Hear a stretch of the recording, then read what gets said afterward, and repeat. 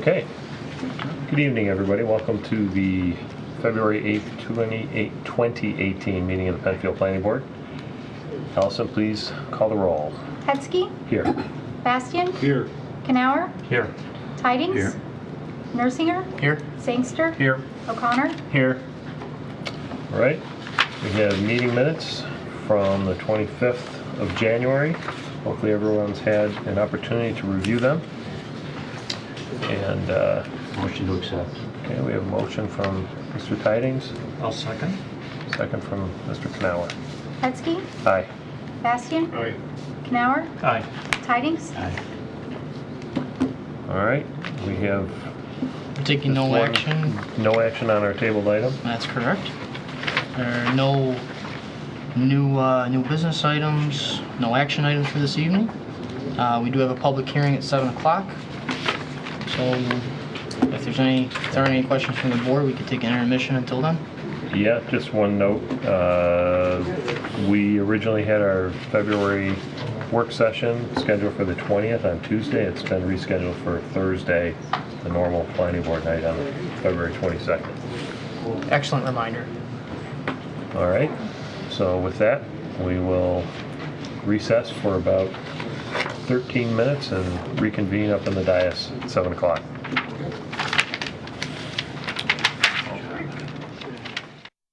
I want to welcome February 8th, 2018 meeting of the Penfield Planning Board.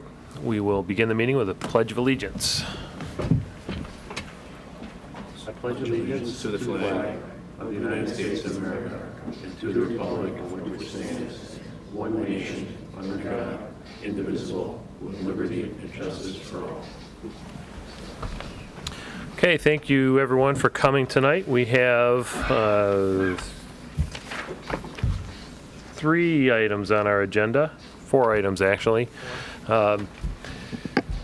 3 public hearing items and 1 sketch plan. We'll begin the night with a sketch plan. For those of you who don't know the sketch plan process or the terminology for that, it is an Brian, is the mic on here? I don't think I'm on. No, you probably are. It's just the house with the speakers. All right, I'll talk loud. Sketch plan is an informal review by an applicant with bringing an idea for a project before the planning board.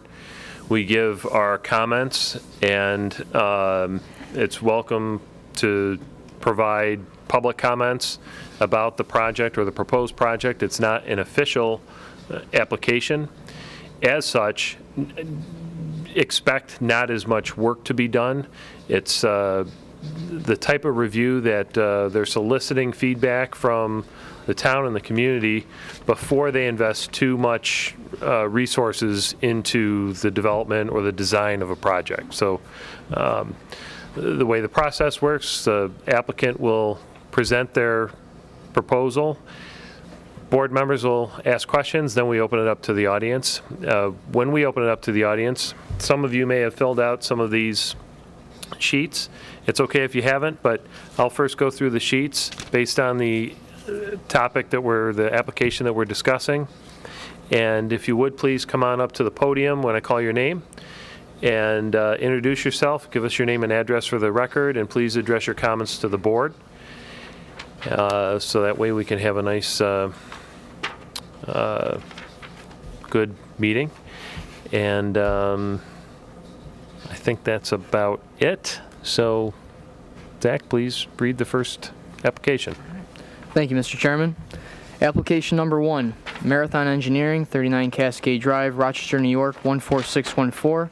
On behalf of Heritage Christian Services, request an informal discussion before the board with plans for a new child care facility with associated site improvements on a 2.7 acre property located at 2730 Atlantic Avenue.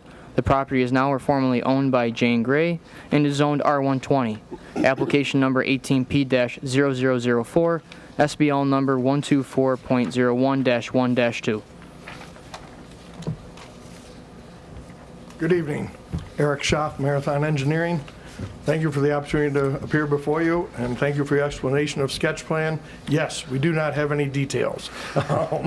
We have this nice concept, and hopefully, if we get enough positive feedback, the client will authorize us to proceed to full design. But we're here to solicit, as you said, your reaction, input, and comments. With me tonight is Dan Stewart of Heritage Christian Services, the Director of Facilities. He's going to discuss Heritage Christian, their intent, their purpose, and what they hope to accomplish here. Then I'm going to come up and briefly talk about the site, since we don't have a whole lot of detail, and then we'll answer any questions. Okay. Good evening. My name's Dan Stewart. I'm with Heritage Christian Services. Start a little bit about Heritage Christian Services. The agency was founded in 1984 as a group home serving people with developmental disabilities. It has grown into thousands of people, and at this time, including adults with intellectual and developmental disabilities, seniors, and children. Heritage offers residential support, service coordination, respite care, community habilitation, employment support, and child care. Heritage serves in 5 counties, employs over 1,600 full-time and part-time employees. We're looking to expand our footprint of child care facilities. We currently have 3, one in Henrietta, one in Webster, and one in Greece. This one that we're looking at here, this child care center, the typical serves children age 6 weeks up to 12 years old. Hours of operation typically would be 6 a.m. until 6 p.m., Monday through Friday. There would be limited use on the buildings, nights and weekends. Our staffing, teachers and support staff, around 31 is what we would typically run. Number of students, 135. The building design, a lot of it, some questions on that, the size of the building, why do we need such a large building? A lot of that's dictated by the number of teachers and student ratios. So for example, in a 0 to 18-month-old room, you would need 2 teachers for every 8 students. So, and with that, there's 65 square foot required per student. So that kind of dictates the size of the room, and then once we build that out for efficiencies to have the flexibility. So, and so a typical classroom would be a minimum of about 560 square foot, plus additional support space on top of that. Other support areas in the building, it will have a kitchen in it.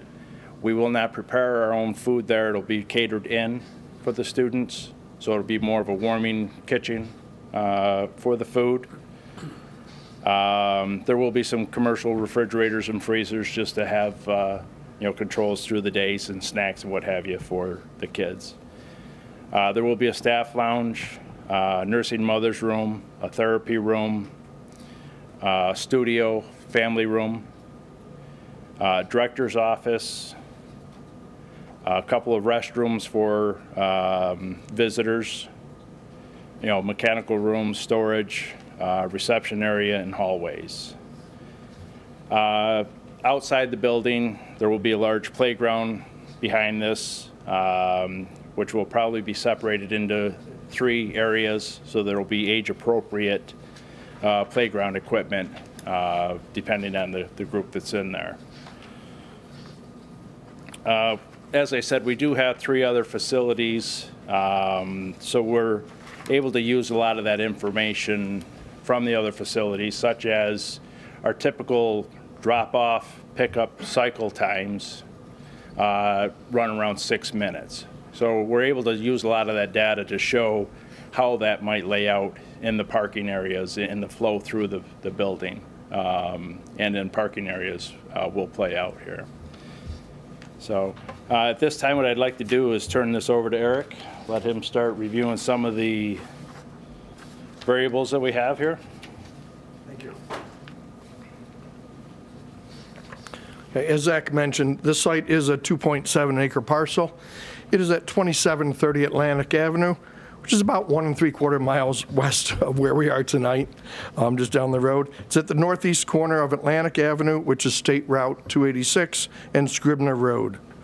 To the north is Penfield Central School District property, specifically Bay Trail Middle School, and then just north of that, Scribner Road Elementary School. To the east is Rochester Christian Reformed Church. To the south, on the other side of the Atlantic, is a former quarry. To the west, across Scribner Road, are homes which front on Scribner Road.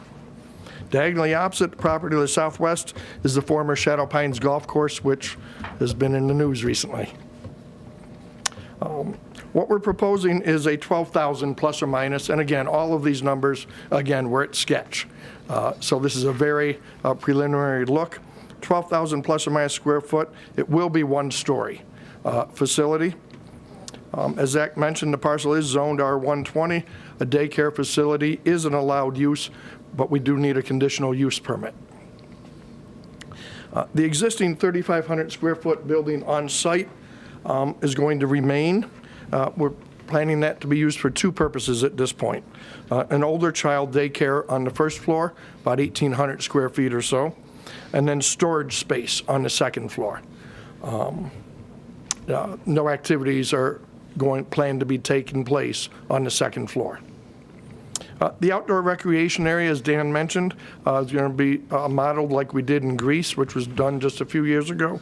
It'll be demarcated into distinct play areas for age appropriate.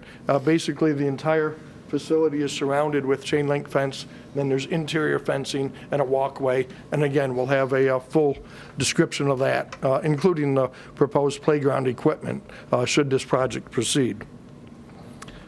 Parking code requires 45 parking spaces based upon the calculation. At this concept, we are providing 48, which is more than adequate. We don't even anticipate the need for the 45, again, based upon the history at the other locations. There are two egress points. One is on Scribner Road, one is on Atlantic Avenue. We have designed drive aisles to support two-way traffic.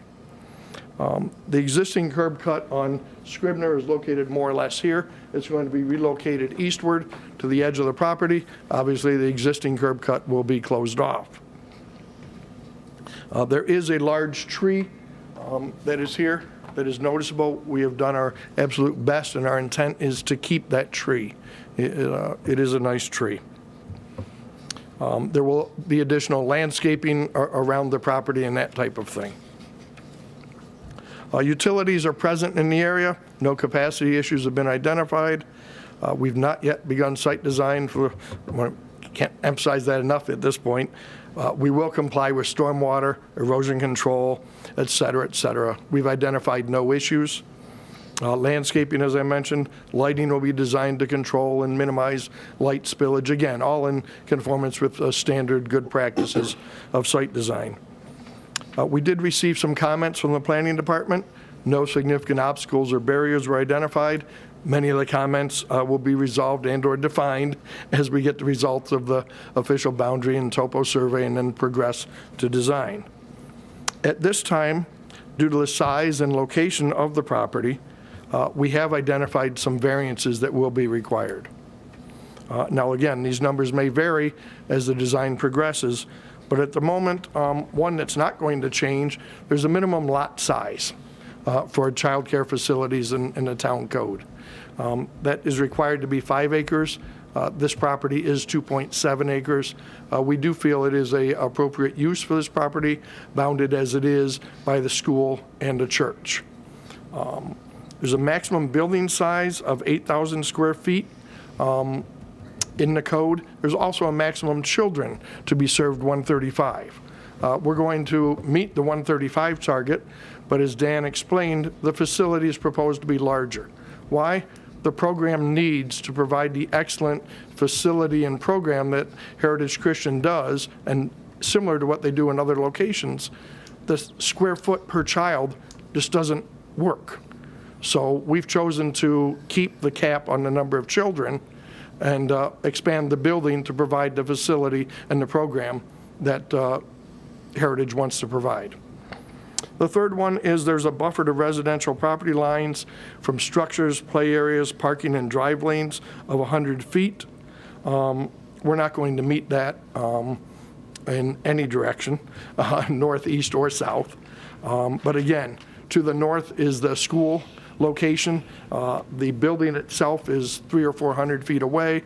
The church building is, again, 300 or 400 feet to the east. So although there is that technical requirement, we ask and hope we'll be applying for the variance and would ask that it be granted based upon the particular circumstances of this site.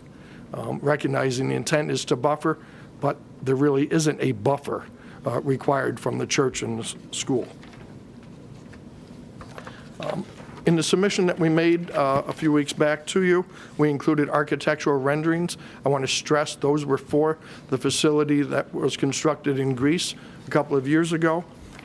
It will be similar in nature. However, the architect will be engaged and will be taking into consideration the surrounding architect for this site, including that of the house that's already there on the site. But it is anticipated that it would be similar in style. And when we come in with a formal application, the architect can explain in detail the architectural features and how they were related to the existing house and so on. At this point, that concludes our formal presentation. Be happy to answer any questions anyone may have. Okay.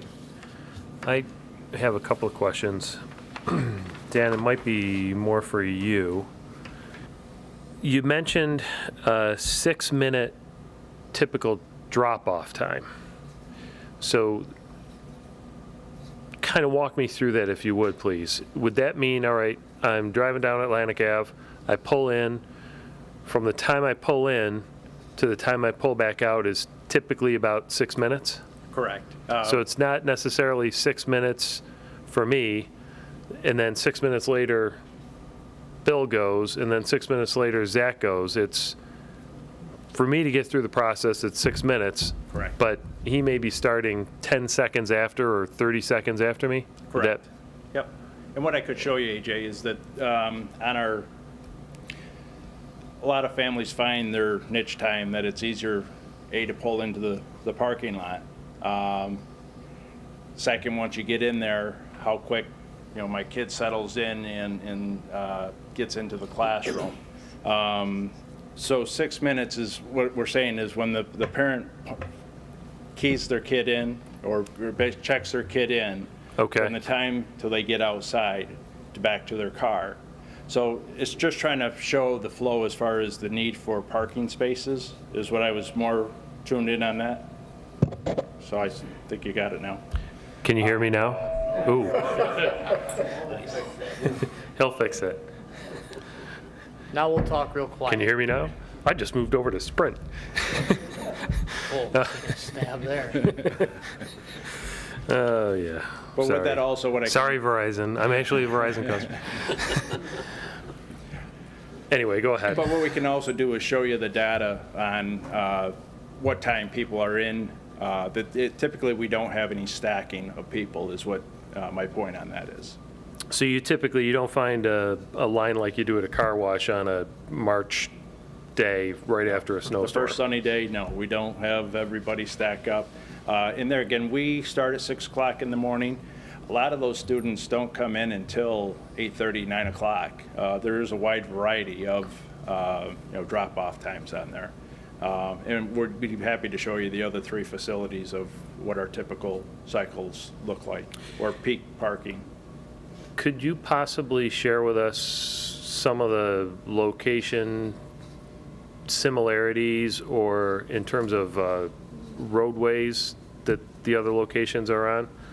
Atlantic Avenue is one of the main arteries for Yep. east to west inbound and outbound traffic at the beginning and the end of the day. Probably the closest as far as the traffic flow would be our 1680 Stone Road over in Greece. It is on the corner of Stone Road and Stone. Right by Stone Ridge Plaza? Yes, right off 104 to the north of 104. So it is probably close to being traveled as much as Atlantic Ave. With the 2 curb cuts, it doesn't seem to have any issues there. Our other facilities on Commons Way is part of our Peters Family Life Center. We do have access in and out of there. Commons Way probably doesn't have nearly the traffic that we would have here. Okay. Is a Heritage Christian Services a private entity? Is it do you get state funding? Yes. There's a number of different ways that you operate, correct? Yes, we're a voluntary agency serving people with developmental disabilities, not-for-profit organization. Have been around since 1984. In the Penfield area, currently we have approximately 75 certified group homes, 20 or so day programs, child care centers. We also operate Springdale Farms out in Spencerport. In Webster, we have a therapeutic riding on Salt Road. We have a retreat center up in the Adirondacks. It's a pretty good size. We're about an $80 million a year operation. Would this be open to specific types of people, or would it be open to anyone? This will be a market rate, so open to everyone. We do take in, there are some programs with social services that subsidize some students that might come in here, and yes, we are open to that. Okay. Eric, this one might be more for you. Can you describe the proposed stormwater management facility? It'll hold some water. I'm Will it sorry, be- no, at this point, Are you we've looking not at done- something that would always hold water, or Again- rain garden type thing, or you're not sure yet? Until we don't have any idea of the soil conditions, haven't done any calculations. We're showing an area that's based on our expertise, that should be sufficient. When we get into it, the size and shape of that will change, and then we'll be able to tell you retention, detention, and all of those types of things. But at this point, I'm not going to be able to state. Okay. You mentioned that you don't need all the parking, probably. Would you be willing to consider land banking? We would. Again, once we go through and finalize the program details and get a little bit further into site design, if it makes sense to land bank some, we would certainly be willing to do that. We want to make sure there's enough, but not too much. At this point, for the concept, it was more, again, proof of concept, showing that, yes, we could fit them all, and we don't need a parking variance. But yes, we'd be happy to entertain that. Okay. Yes. The other one that I neglected to mention, Dan reminded me, we're showing a little sidewalk connection there. We've had very preliminary conversations with the church next door, but we're exploring the use of a potential pedestrian access there and possibly shared parking. But again, we haven't had final discussions. By the time we come in, we hope to have finalized some things, but that would be in, we don't anticipate an overflow situation. Typically are not events held on site. They're either held off site. Daycare is a little different. We don't, do the programs, or if they do, it's for one particular smaller age group. But should there be a need for overflow, we just thought we'd entertain or enter into discussions with the church on that. Okay. All right. I may have more, but I'll yield to, I had two who wants to go questions. first? How about Bob goes first? Getting back to the traffic flow for dropping the students off, students would be dropped off at the existing building and the new proposed building? Depending on the age group. Again, Okay. we've got to refine a little more the program split, but yes. What we're looking at is the older children would be here Right. and then here. So, parents or buses would drop off here or come in this way. What we found, again, it's sort of similar to the Stone Ridge that we have out there, and we'd be happy to share that site design and so on. It's just a couple of years old. But in facilities such as this, parents tend to determine their own arrival, departure times based on their needs and their own traffic pattern, make it work for them. But we don't anticipate, again, based on the experience at our other locations, any issues with stacking. And again, it's designed to be two-way, and so far we haven't had any issues. Yeah, in looking at the current roadways, internal roadways, I can see on the existing building, it looks like there's an area that's right up next to the curb that I assume is close to the entrance, but on the new building, the only area with the sidewalk is at the south end. And I was just trying to figure out if someone was dropped off, if it would be right in the middle of that parking lot to make access to the building, or if there should possibly be an actual drop-off lane that's closer to the building. The buses would typically go through the parking lot, stop Okay. and go, but the buses are in and out very quickly. I think Dan has that number. The parents typically would park anywhere along the front of the building, enter through the controlled access, which is in the center of the building here. Right. And that is a controlled access, and that's where Dan's data comes from. The parents have to swipe or check in or whatever it is, in and out, and that's why it's one entrance. So the parents would park, escort their kids in, then come back to their cars and depart. But the buses would drop here. And what is the bus time that they're in and out? I'm not sure on that, but anytime a bus does drop off, there's staff right there. Okay. Yeah, my accepting the only kids concern off, was, walking them in. yeah, that there would be a row of cars being parked with possibly cars coming and going and using those spots, but if it's kind of under a controlled, situation. Do you maintain your own bus, small bus, that you No, keep on the everything- site? Everything here, potentially there may be a bus associated with the program for summer trips and what have you. We have them in our Webster facility, not so much at the other facilities. I can't tell you exactly why or maybe they share them on the other facilities, but no, we do not transport kids. Depending on the schools, they will bring to the site. It's very specific on what's in the district, though. Okay. Thank you. Yeah, you had a couple questions, please.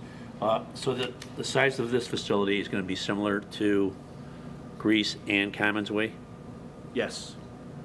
12,000? Both those facilities are 12,000? 10,500, I believe, is what Greece ended up. 12,500. Yep. What about Webster? Webster's was an existing building. It was a railroad junction restaurant years ago. I think total up there, we've got around 27,000 square feet. That's two separate buildings, a little unique. It was a pickle factory, and it's been converted, and then a separate section that was built for the younger children. And you mentioned what time that most of the buses will arrive sometime in the morning, 8:30 to 9, roughly, a.m., or you or Eric mentioned that. What about the time that they get out in the afternoon?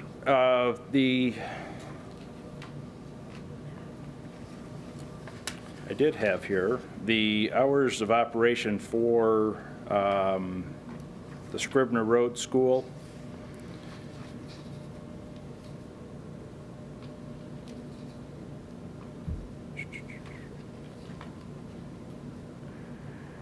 I don't have that right here, but I believe it's 7:50 is what Bay Trail start time is. Okay. I think Scribner's 8:15 is what their start time is. So it'd be shortly before and after that, depending on what school, In the morning. What In the about morning. in the afternoon? I believe it was, okay. So Scribner Road is 8:50 to 3:25.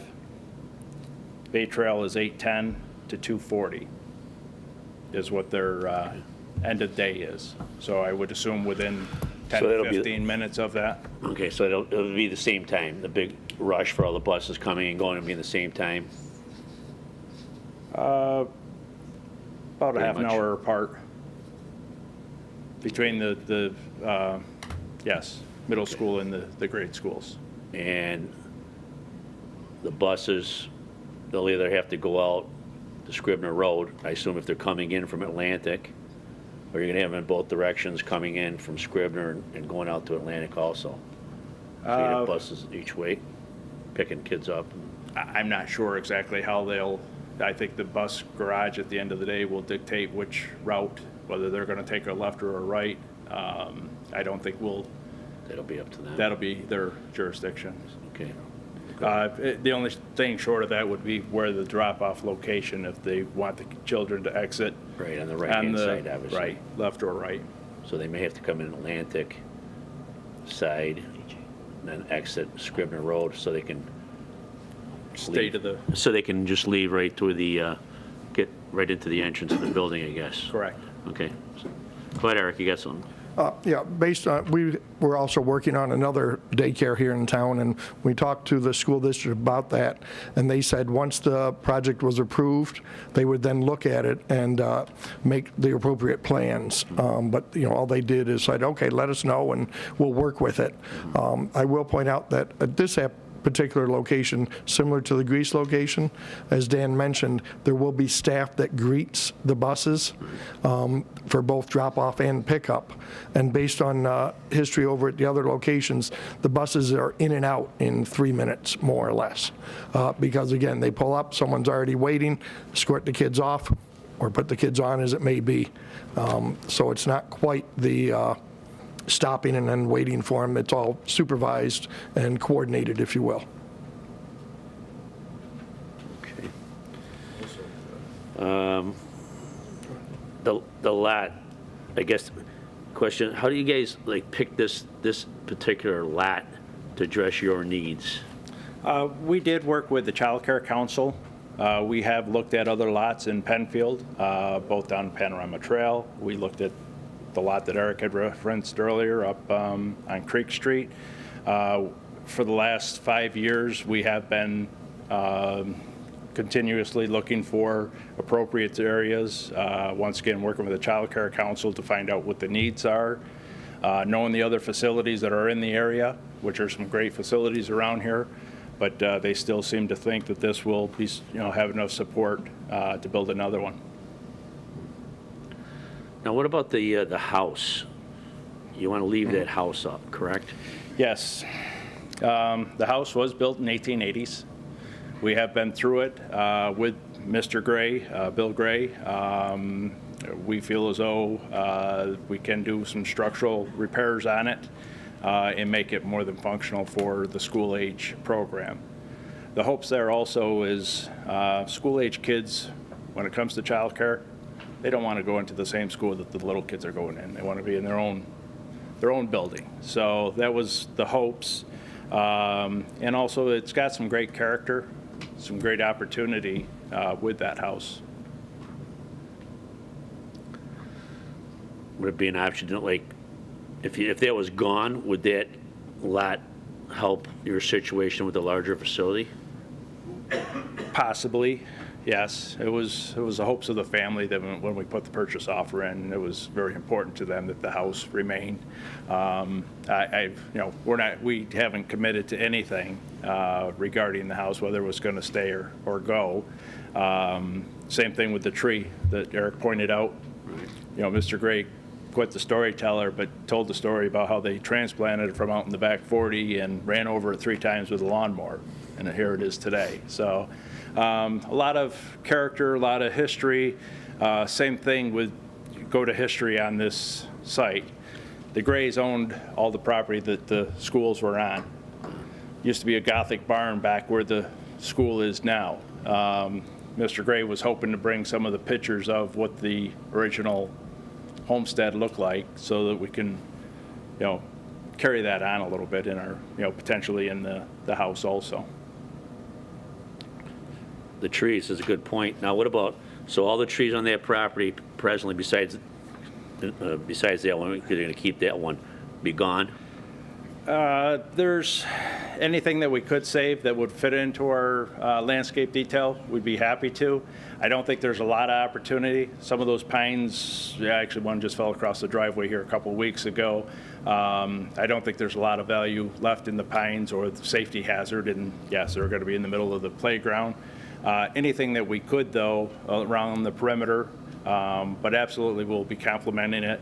Once again, Mr. Gray was hoping to see that we planted trees and gave us some insight on, 3 at a time, different varieties, and, it's going to help us a little bit with, to be part of the final landscaping with some trees and what have you, fruit trees. So everything there, basically, nothing going to be able to be saved, to your knowledge right now? I can't commit either way, and once we get probably to the next step, we might be able to identify a few that are out in the open space. Same thing with the playground areas, when a couple of kids playing ball and the trees in the middle, causes some aggravations also. And the variances, how many variances do we think we're going to need for that, Eric? I think it was 3 I went through: building size, lot size, and then buffer to the residential, depending on, that's a code interpretation. Do you have to measure it in all 3 directions, or I just pick the shortest one and get 1 variance? I'll pick the shortest one, get 1 variance, and then it only counts as 3 variances, but that'll be up to the town staff to tell us exactly how many. Okay, I'm good, thank you. Bill? I had some questions on traffic, but I think that's been covered. But you did mention that there'll be limited use on weekends. Could you explain that a little bit? The limited use, basically in this building, a lot of, it's hard to bring other people in, germs and what have you. This is limited to the people or the use that we're using as a childcare. So it's not like I can bring in another Boy Scout group to do something in there because I can't mess with Johnny's artwork or whatever might be on the table. So we haven't. We've got very limited crossover as far as utilizing the facility in off hours. Okay, that's all. Okay. I'd like to open it up to the audience for comment. Would, Dan, I think this is you filled out this? That's me. Okay. Would you like to speak? I think I'm spoken up. All right. Okay. Gary Fame, come on up. Did I say your name right? Yep. Gary Fame, 1751 Scribner Road. So you've addressed most of the questions I had, traffic being the biggest one. With the school especially, and the community in the morning, it's backed up for quite a while. And I don't know where you're dumping out on Scribner, how far that is from the light, but I think it's only, that entrance it's showing now is only, what, 10 yards maybe from the light? Well, it's more than that. It's more than that, but it's right butting up to the south end of the Bay Trail property. So it's right here. Right. And that's the parking lot? Okay. So, to me, you're still going to be dumping a lot of that traffic south on the Scribner, because they're not making a left-hand turn on the Scribner at that time of morning. So that's going to make a lot of congestion. The other thing is, you mentioned the size of the lot. You says is 2.7, and for the size of the building in that, really looking at 5 acres, I believe. Plus, you got an existing structure on there, so it seems like you're stuffing a lot in a small area. Not to mention, you're going to be clear cutting a nice piece of property to save 1 tree. It'd be nice. Scribner's really been developed all the way down to 404, over the last 20 years. And then you're talking about putting cluster homes behind Scribner. It'd be nice to save some open property. I know you're possibly buying Shadow Pines now, but it just seems like right next to the school, you're just completely ruining that whole corner, and it's really going to affect traffic. You're mentioning 3 seconds to drop somebody off. It's 3. You get your child out of a seat and get their stuff out and bring them inside, get back in the car. It's more than 3 minutes, and a lot of the kids need help getting in and out also, I believe, right? They're needed. correct? So I could see how things can get backed up. I could see how traffic can get backed up. So my biggest concern is adding more traffic to that area. Okay.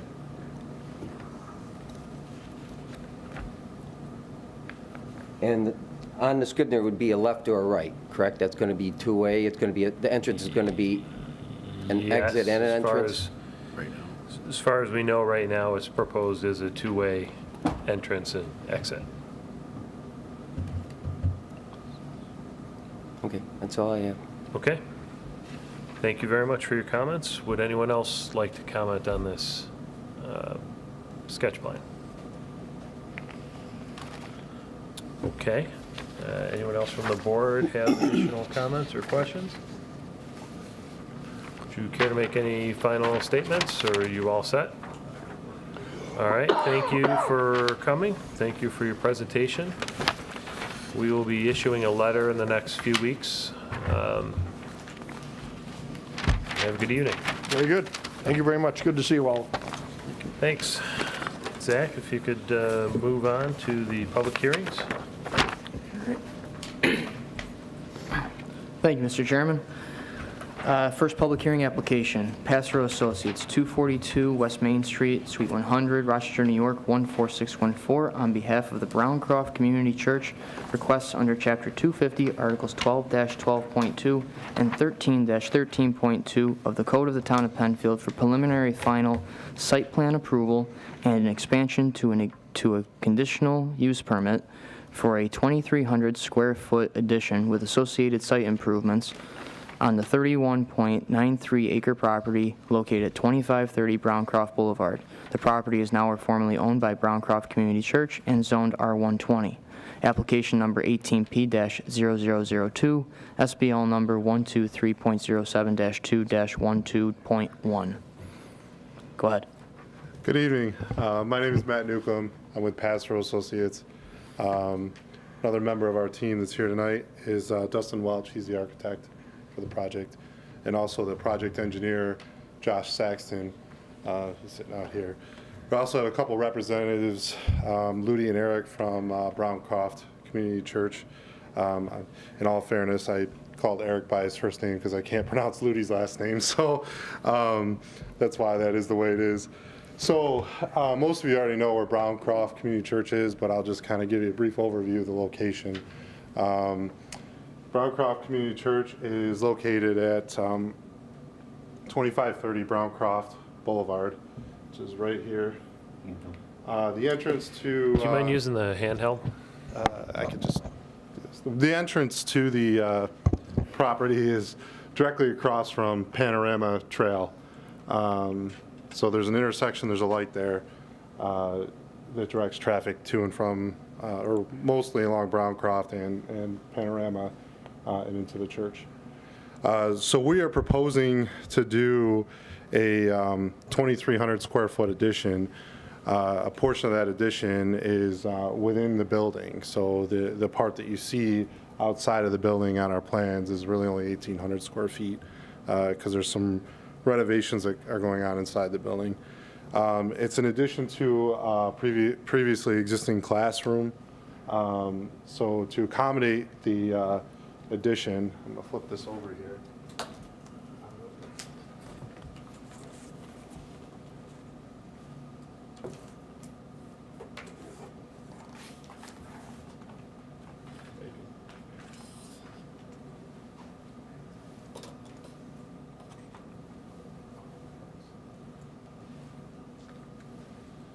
So to accommodate the addition, we had to remove approximately 8 parking spaces in this area, which was approximately 1,800 square foot of impervious area. So it's pretty much a wash as far as what we're adding and subtracting. We also, as part of the project, are improving the geometry up here at this location. Currently, it's kind of a sharp turn. We're making it more gradual, more safe for vehicles that are traveling around that turn. Also included with this is we're providing a sidewalk from an emergency exit for the addition off to the right. It's not the primary entrance. The primary entrance will be the main entrance to the church. This is just serves as an emergency exit. You can see our building elevations over here. The addition matches the proposed or the existing building perfectly, so it'll blend right in. There won't be any changes to that. So that's really all I have. It's a kind of a small project. Tonight or this evening, we're looking to get preliminary and final approval, if that is possible, as part of this, to keep the process moving for Browncroft. If you have any questions about the building, Dustin can help with that. And any other questions about the site, I can help out with that as well. Okay. Yeah, just a couple quick questions, please. Sure. So the addition is going to be for classroom? Correct, yep. We had originally put down that it was in an auditorium. Right, exactly. Right, but it's actually, it was a mistake on our part as far as the application goes. It's actually in addition to an existing classroom that's there now. Okay. So basically, that can be operational changes like for time and stuff like that. It's going to be the regular hours that the Regular church hours, is open. Yep. Now, that's near that west side entrance, or that's farther up on the side of the building there? There's an entrance over that side of the building? Yeah, it's further up on the side of the building. Okay, so that's not affecting that. The building materials are all going to match what's presently there, correct? Yep. What about outside lighting on that new portion? We're not proposing to add any additional outside lighting. Okay. It shouldn't affect the flow of traffic Nope. to that entrance or exit, whatever that is? Nope. It's both, right? Both directions Correct. in and out from Panorama. Panorama. Right, across from Panorama. across from yep. Panorama. One thing, while you're kind of on the subject, just to add, we did analyze the parking spaces because we are losing 8 spaces, and we still have more than enough parking spaces to accommodate the use. So just something for the record that you guys are aware of. Okay, no variances are required. Nope. We're in good shape there. You gonna put any landscaping along that side of the building, the outside? Yeah, the plans that we submitted show some foundation plantings as well as a tree, and then a small bush arrangement over here near the emergency exit. Okay. Okay. I think I'm good. Thank you very much. Sure. Just have one question, really. Sure. If I remember, maybe 15 years ago or so, there was a overall master plan developed by the church. How does this fit in with that? How much of that has been executed? Sure. Is it still planned? I'm Could gonna you maybe speak to some of that, or have someone who possibly knows, just as a point of curiosity on my part? Absolutely. We worked with the church a little bit early on with some ideas of other spaces for additions and things like that. At this time, Could you just introduce yourself and give yeah, us sorry, your I'm- address? I'm Dustin Welch with Passero Associates, the architect on the Thanks, project. Dustin. At this time, it doesn't appear that there's any planned additional work. There were some future plans about maybe another addition, but those would be well in the future, if ever. So. Okay. All right, would anyone in the audience like to comment on this application? Nobody. Okay. Thank you for your presentation. Yes. Thank you very much Have a good for evening. hearing us. Okay. Zach, please read preliminary final item number 2. You have 2 pages? All right. Application number 2. T.Y. Lynn International, 255 East Avenue, Rochester, New York, 14604. On behalf of the India Community Center of Rochester, requests under Chapter 250, Articles 12-12.2 and 13-13.2 of the Code of the Town of Penfield for preliminary final site plan approval and expansion to a conditional use permit to construct a 3,342 square foot activities building with associated site improvements on a 20.41 acre property located at 2171 Monroe-Wayne County Line Road. The property is now or formerly owned by the India Community Center of Rochester, Incorporated, and zoned RA2. Application number 18P-0003, SBL number 141.02-1-5.1.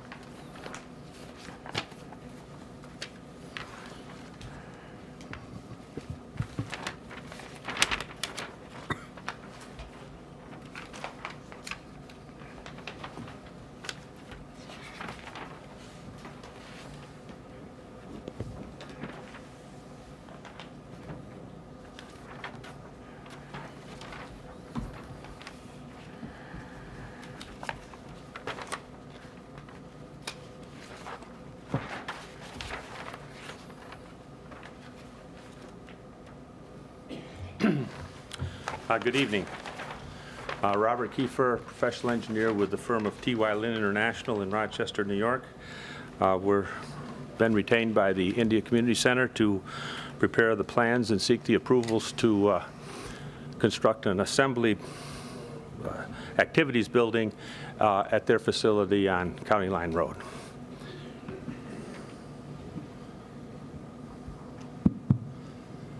In your plan set, sheet C1 is an overall plan for the India Community Center site. It's 20 acres plus or minus. This is County Line Road out here. Route 441 is a little bit to the north, a half a mile, and this is the existing facility as it is today. There was a place of worship church that was built a number of years ago. It subsequently was sold to the India Community Center, and they have used it for their cultural educational activities since that time. Has a large parking field on the north side of the building, a smaller parking field to the west of the building. Some time ago, I think 10 years or so ago, we made application for and got the approvals to and a conditional use permit to offer a summer camping program. And as part of that program, there were 6 cabins constructed and a bathhouse and an open-air shelters in this lower level. This is a long uphill drive to what was the church, and this facility goes off to the west here. The site is pretty much wooded, and it has some areas that are steep slopes, and to the west is a wetland which we are not impacting. What we're proposing to do is to construct a new facility at this location. I should probably flip this over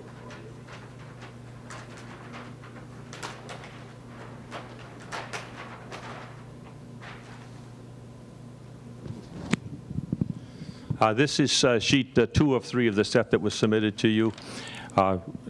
We're proposing that we're going to construct a 3,340 square foot building, 2-story. Of that building, this portion of it would be 2,100 square feet per floor. That would be the activity area. It would be subdividable with partitions to create smaller classroom spaces. It would have several doors along the east side so that classes could go in and out of that building without interrupting the other activities that were occurring in it. On the north end of the building would be the foyer, closet, a kitchen serving area, men's and women's bathrooms, a storage area, etc. Recently, in the past year, 2017, the India Community Center came before this board and sought and was granted a modification to their conditional use permit to allow the number of campers to increase essentially from 100 to 150. With the success of this camping program, this cultural educational program, came the need for some additional classroom activity spaces, which is the intent of this building. Currently, there's no other use proposed for it. In the off-season being the time when the campers are not on site, There are other activities that take place on this facility, on the property, but the most intense and the major effort occurs during the two-week camping sessions during the summer. This building could potentially be used for some other activity, but the activity would be limited to the things that the members of the ICC would do. It is not going to be open to the public. It would not be available for non-ICC members to rent or to use. We've received a series of review comments that came from the town of Penfield. I would be happy to go through them one by one, all of them, but the vast majority of them are things that we will just simply take care of. But there are a couple things that I think are deserving of a little bit more discussion. Okay. As part of this process, back up just a little bit if I would, Ken. The creation of this parking lot, we believe that the creation of this parking lot was done by excavating the top of the knoll off and pushing soil to the east and to the west to create a flat spot of this size. So on the western end and on the eastern end of the parking lot, there are fill soils. The soil that was excavated off the top was pushed to the edges. We retained foundation design to do geotechnical explorations, and the soil is good quality soil. It's particular, granular soil native to the area, but it's been disturbed, so we would like to have our foundations go through the disturbed soil and be founded on the original soils. The way that this project was proposed in the original application, we were extending into the steep slope a considerable distance here, and the depth to virgin soil was 12 or 14 feet in this corner. Another comment that came from the town is that they would like to have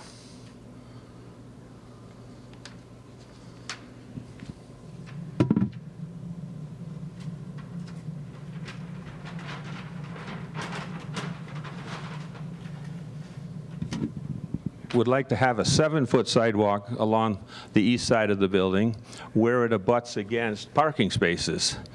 The grade is such that it's sloping slightly to the south, so the curb reveal here is more than the standard 6 inches.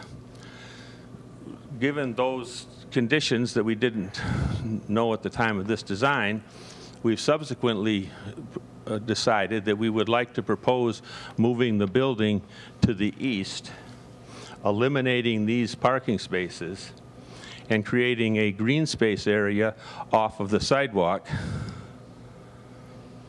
and reducing the amount of excavation that we have to get to virgin soil at this corner of the building. And I believe that you have in the package that a couple sheets that we just gave you this evening. Yeah, that's a colored rendering. A colored rendering showing footprint. What we would like to do. It's a very subtle change from what was in the original application to what it is here, but we think that it addresses some of the concerns that the town had when they did the review of it. We have retained a stormwater consultant. The stormwater report was provided with the application. Basically, we're going to take the water from the building and from the area around it, collect it, and put it into recharge structures, perforated manholes, dry wells, to recharge the water from this project.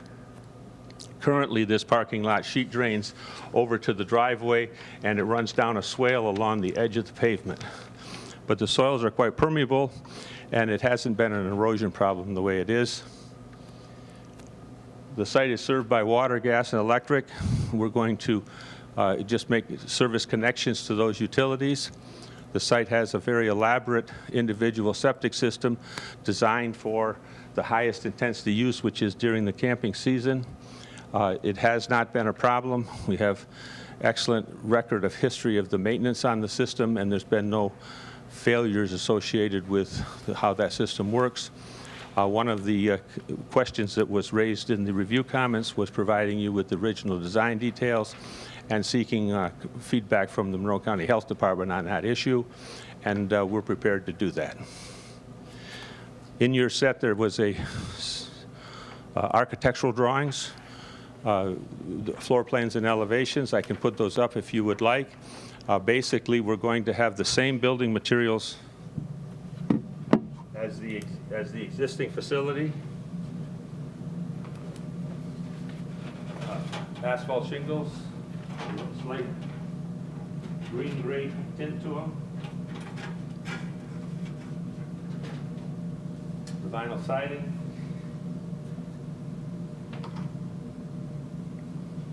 Companion soffit material. And the aluminum flashing and trim for windows and fascia. Trim around the doors. Would you like to have me put the floor plan If you up? could put the elevation up, that'd be great.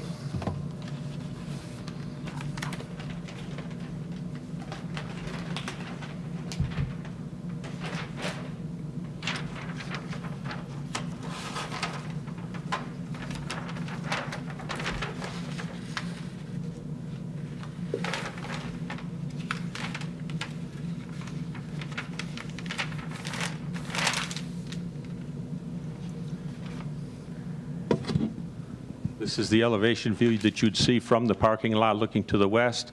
This would be the elevation view that you'd see if you were driving up the driveway, looking at the back side of the building, looking towards the east. The east side of the building is one story. These doors open out onto a sidewalk that runs the whole length of it. This is the main entrance into the building and with a foyer inside it. On the back, there would be windows along the back side and a couple windows on this end, which are depicted here. The access to this door here into the lower level is via a single driveway off of the main drive. That would be coming in like so.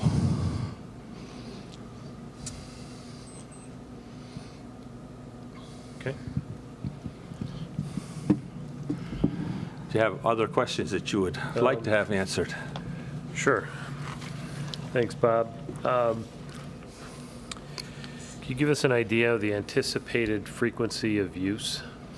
The building will be used intensely for the two-week periods during the camping season, and then it would be used very sparingly.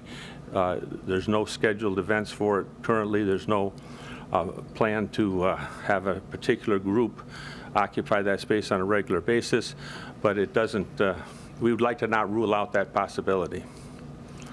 There is, in the Christian religion, there's a series of denominations. In the Hindu religion, there's a series of denominations. It's possible that a group of one of the denominations of the Hindu religion would want to use this facility as a place of worship. This is our small groups of people, and they would not be allowed to use those facilities for worship during the camping season. But that is not under contract or so forth. There's just been some discussion. Okay. How many classrooms are proposed?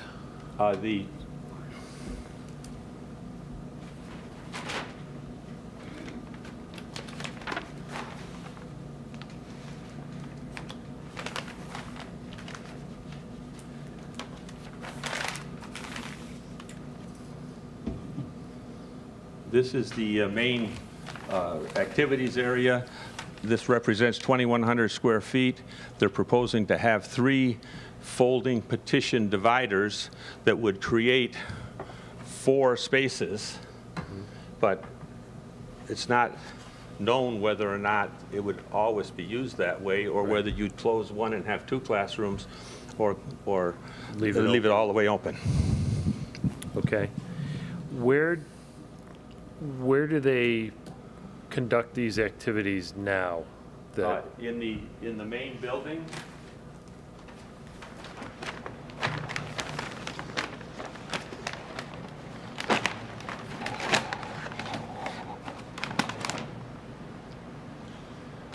In this building, there's on the upper level, the level that you would access off of the westerly upper parking lot, there is several rooms of different sizes, and then there's a large hall where they do larger performances or entertainment, or could have dancing or a reception. So that's used extensively during the camping season. But they also have the open pavilion spaces, and on occasions they would use a cabin for a classroom, and that makes it difficult to do because not everybody in the cabin would be going to the same class, and so having the designated classrooms would just make the delivery of the experiences that much easier. Okay.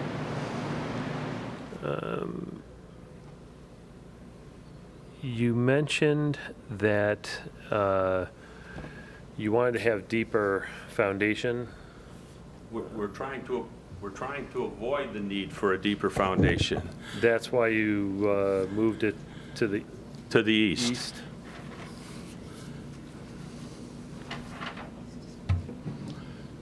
By shifting the building about 12 feet in this direction, we came up in grade, because this is a very steep slope. In this corner, we came up about 10 feet. Okay. So now the basement elevation for the building at this location is very close to the original grades before they did the filling associated with grading the parking lot. Okay. Okay. Thank you.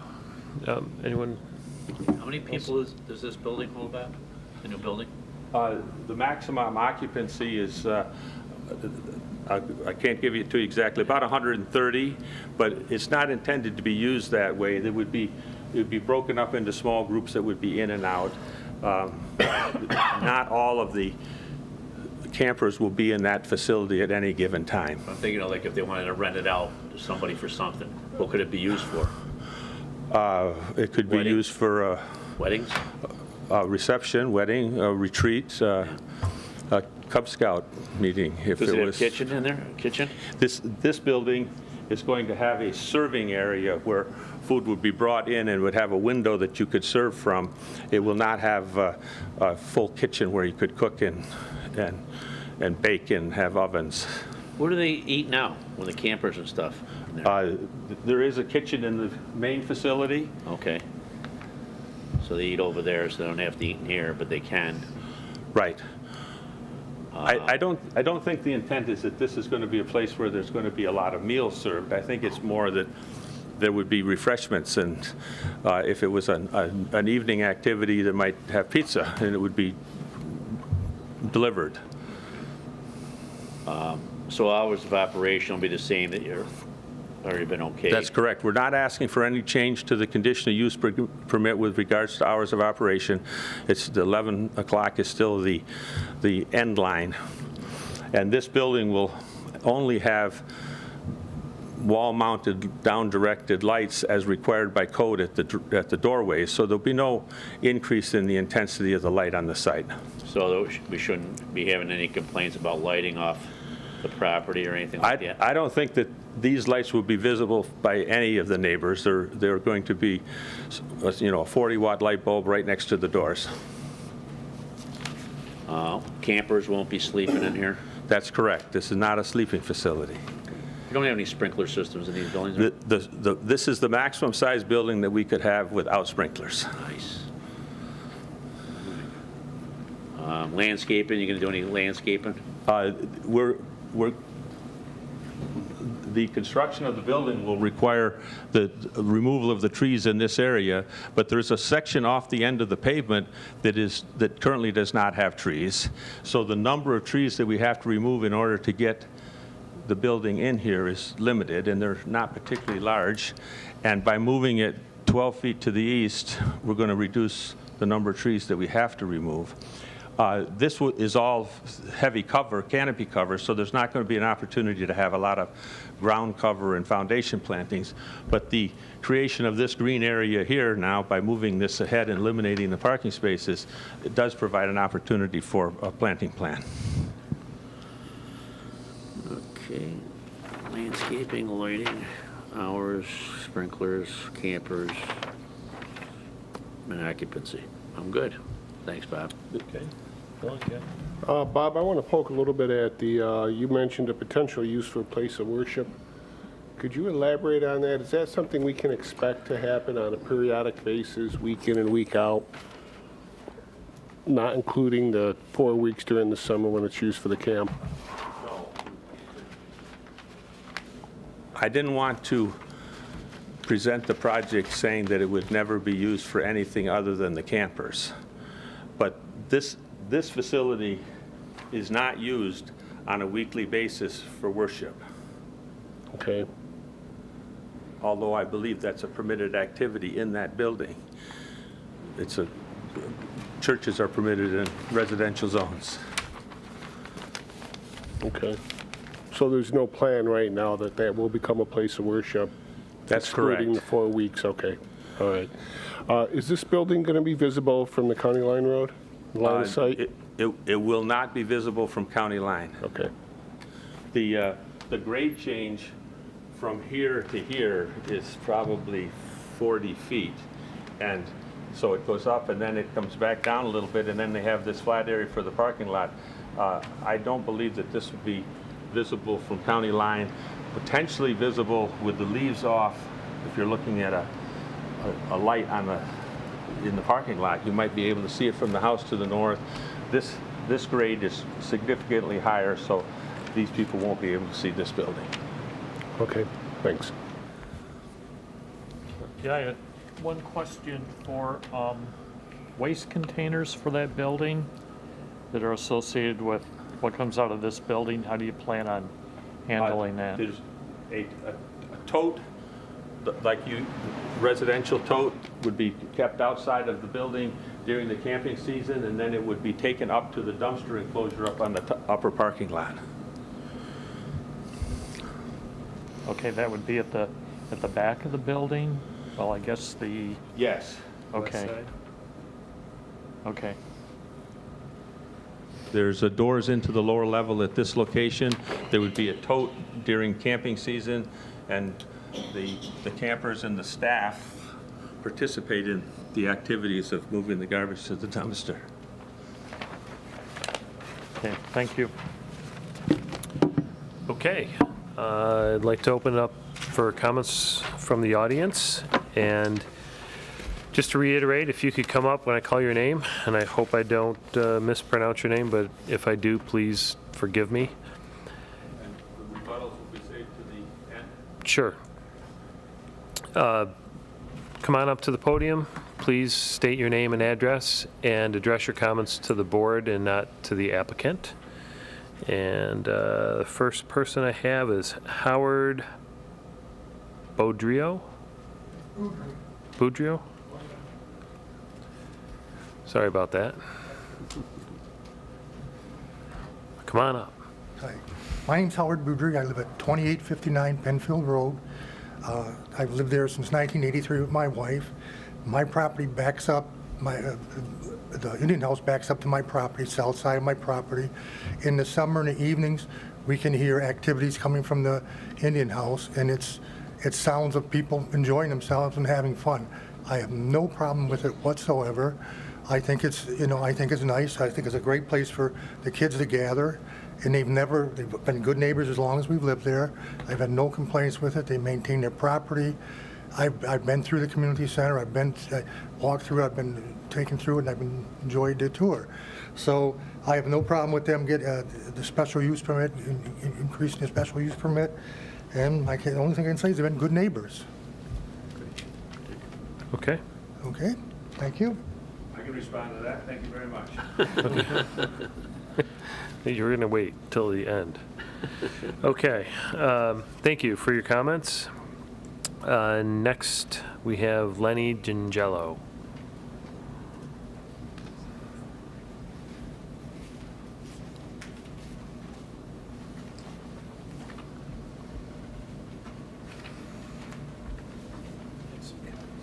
Okay, thank you.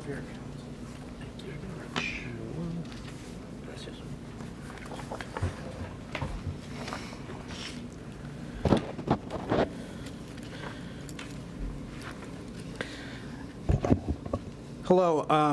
My name is Leonard Gingello Jr. I live at 249 Monroe, Wayne County Line Road. I live approximately 3,100 feet due south of the Indian Community Complex. The events of the Indian Community Center have been impactful in a bad way to me, my family, and my guests in my home. Problems include excessive noise, both within and outside the town noise ordinance parameters, as well as trespassers on my property over several years. I feel this latest expansion proposal will only make this situation worse. My first question is this: was the proposal tonight presented in total? Is there 100% transparency to the public?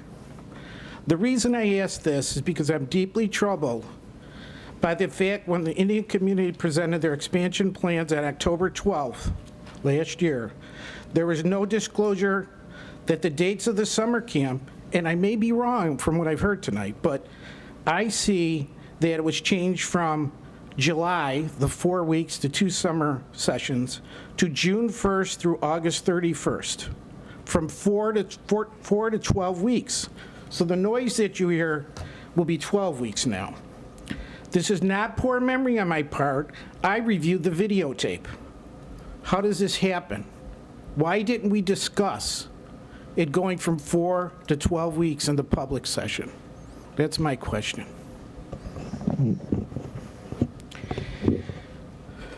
In the past, the Indian community has stated that they have a security guard ensuring control of the camping.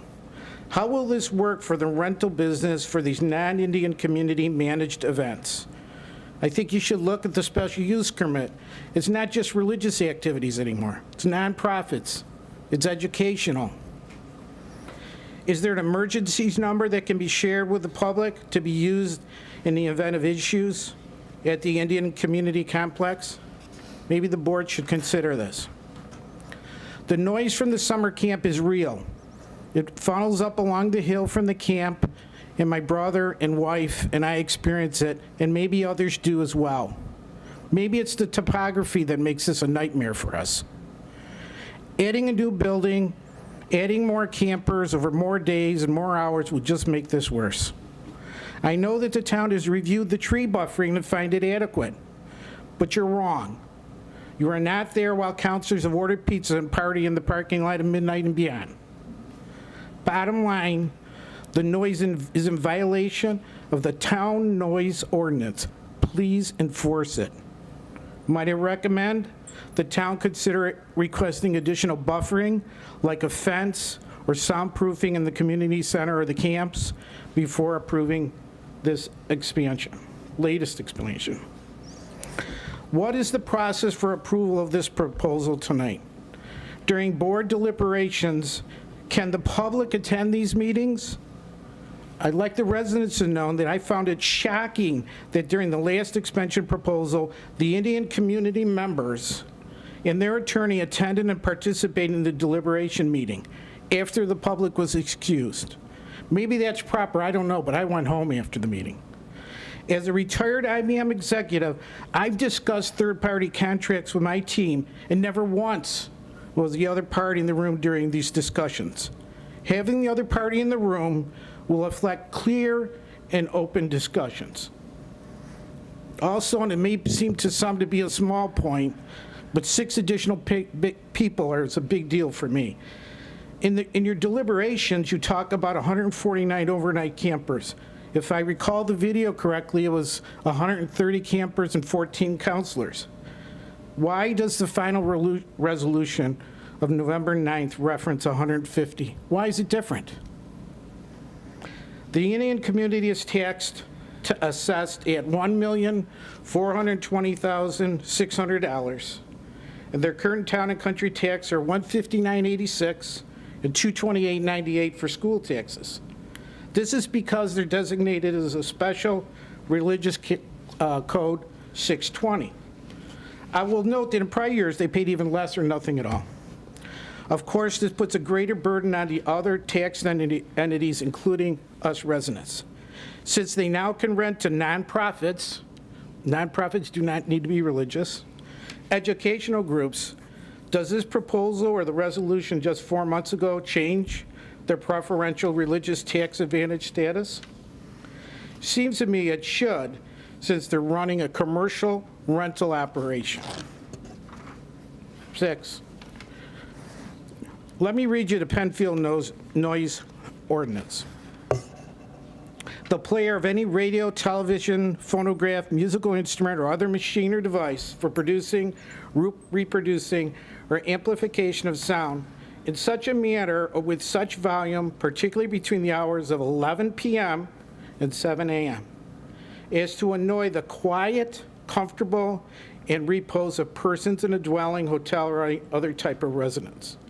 It shall be prima facie evidence of a violation of this section if the sound emanating for such a machine or device is A, audible beyond the property line of the premise upon which it's being used between the hours of 11 p.m., 7 a.m. In other words, 11 p.m., no sound off the property. Or audible at a distance of 50 feet behind the property line of the premise upon which it's being used between the hours of 7 a.m. and 11 p.m., less stringent. Does this apply to the activities of the Indian community? My wife runs 2 real estate investment companies, although we have no rental properties in Penfield.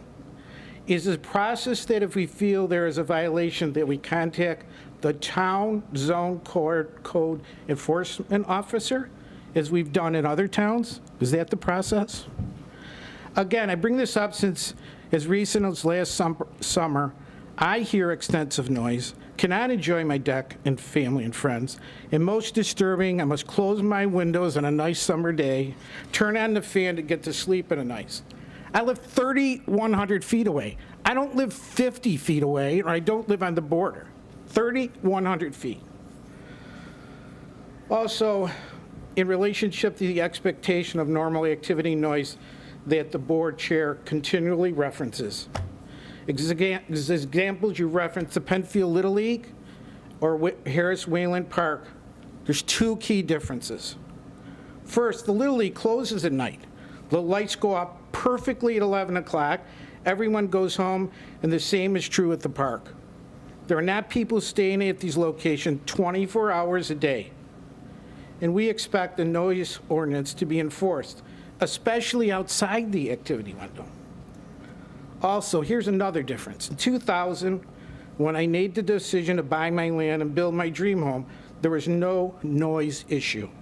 I checked with my brother who lives next door and much closer, and other neighbors. No one talked about a noise problem. I purchased my property, I built my home. In 2002, 15 years ago, not 10, this changed with the adding of the student camp and the special permit to get around the RA2 rural agricultural zoning. Look, as I said before, I don't care mind what happens on the property if it does not impact my rights for me and my family to enjoy our property. For those that may wonder, and because I've heard comments, my comments are not cultural prejudice. As I mentioned, my wife, who is Mexican, manages our 2 real estate investments company. We've rented to many cultures, and our longest duration tenant, 9 years now, is Indian, Mina. And her 2 sons have been great tenants, great neighbors, and they live across the street on county line from my home. Look, as a retired IBM executive, I've hired numerous Indian programmers. I've found them dedicated, respectful, and some I consider my friends yet today. I've enjoyed learning about their culture and customs, and if I can lighten the experience a little bit, although their food is a little too hot for me. Look, in summary, the public expects the town to follow and enforce zoning, special use permits, and all code regulation. The public also expects them to react to violations. I expect the town to listen to the residents and don't discredit them as complainers. Having retired from IBM, I've taken a position as CEO of a small, in-trouble local IT company. I have more important things to do, like save people's jobs, to just complain because I have nothing else to do. I fear the town will turn a deaf ear to residents that they've done in the past. As far as trespassing goes, I will react with law enforcement, and I'll prosecute anyone trespassing on my property.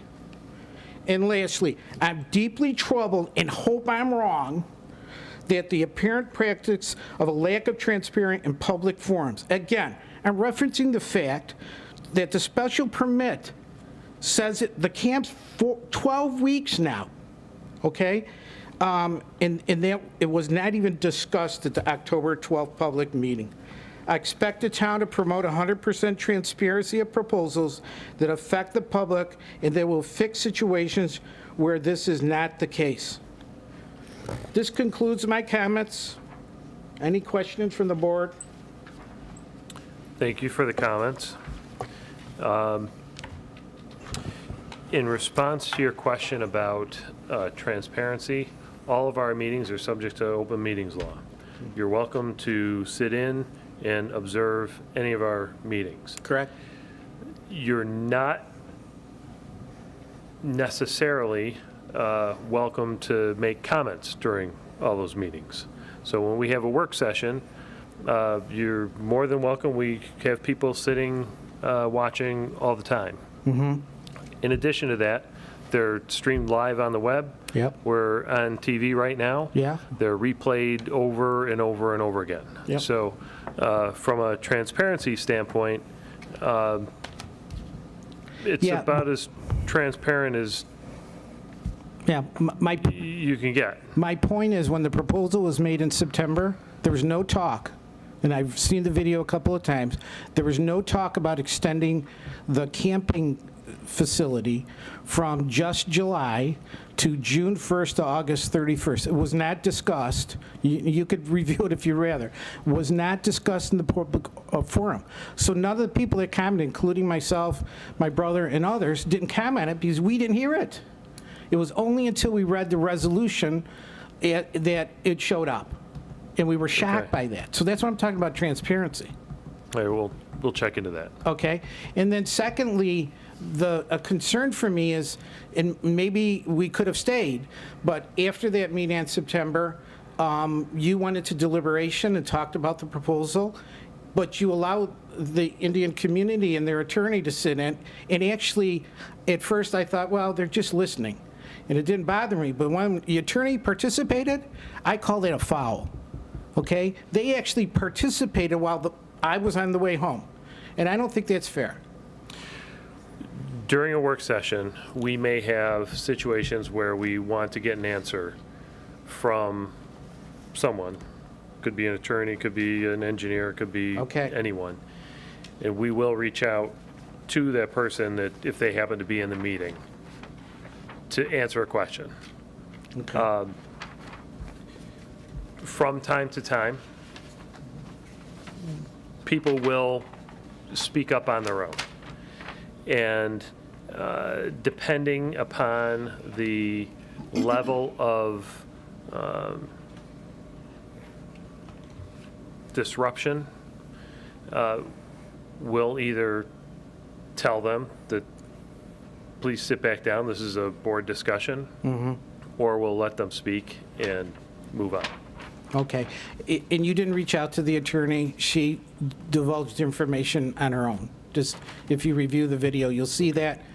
It gave you a document, talked briefly, referenced she'd be talking to you again in a couple of days. So, so that's what played out. It just seemed strange that we had the opportunity before for the Indian community to present their proposal, the people to comment is for transparency, right? With the exception of the missing of the 4 weeks to 12 weeks. Because that wasn't stated in the public forum. And so it seems strange that afterwards it was just the person that made the proposal being part of the discussion with the board. Seemed unusual. I can understand that. Okay. Good. All right. Thank you. Thank you. Okay, we have Robert Gingello. I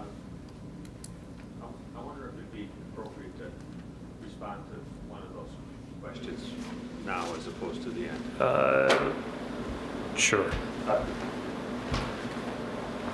Hold on one second, Mr. Gingello. Bob Kiefer, with regards to the dates and the number of camping experiences, the India Community Center offers two-week programs for campers. They might not be the exact same days each year because our calendar, the Sunday doesn't always fall on the same date. But those will occur after the kids get out of school and before they go back to school, which is essentially maybe the last couple of days of June through July to not quite to the end of August, because depending on where you come from in the country, your schools start and end a little bit differently. There's not going to be 6 two-week camping programs. This doesn't go on for 12 weeks. There's going to be 4 weeks of camping. With regards to the numbers, we probably need to make a distinction between campers, who are the grade school, high school age young adults, and the staff, which are college kids and adults that participate in this. But the total number has to be less than 150, and it's probably going to be about 120 campers, maybe 122, might be 118, and it might be 28 staff people or 24 staff people. And I think that resolution, even though the length of time where the camping could occur is over several months, I think that resolution indicates that there's only going to be two-week sessions. Okay. Mr. Gingello, come on up.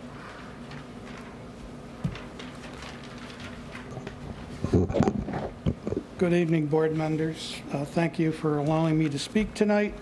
My name's Robert Gingello. I live at 2201 Monroe Wayne County Line Road. I live approximately 600 foot south of the community center. I am against the expansion proposal. Let me explain why.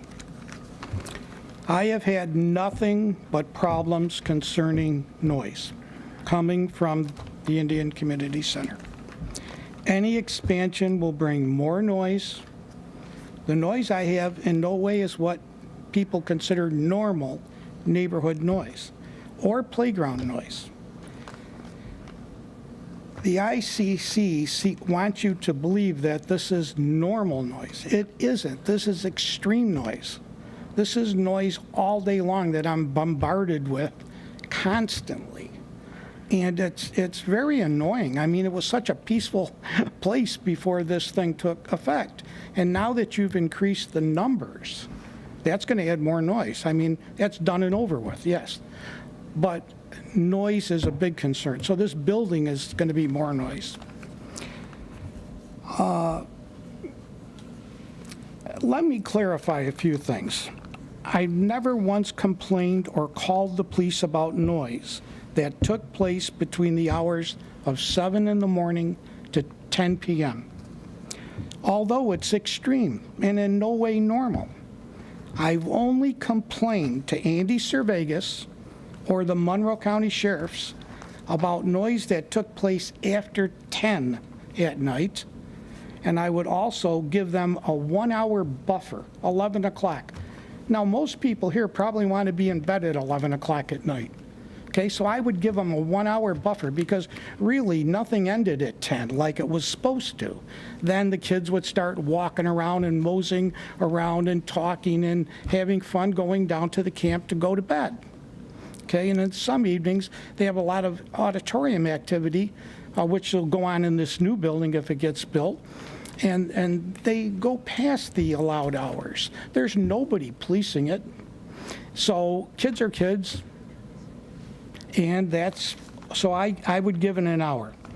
Over the years, I've called and made many trips to go see Mr. Cervegas. On one meeting with him, after explaining my problem, he said to me, "Do you think it's fair that I should be wasting my time on you when there's so many other people in this town? Okay, that really hurt me. That I was let down. And that was the last time I went to see Mr. Andy Servegas. I believe that was in 2015. Since that time, I would report after the hours of 11 to the Monroe County Sheriff because I want to go to bed.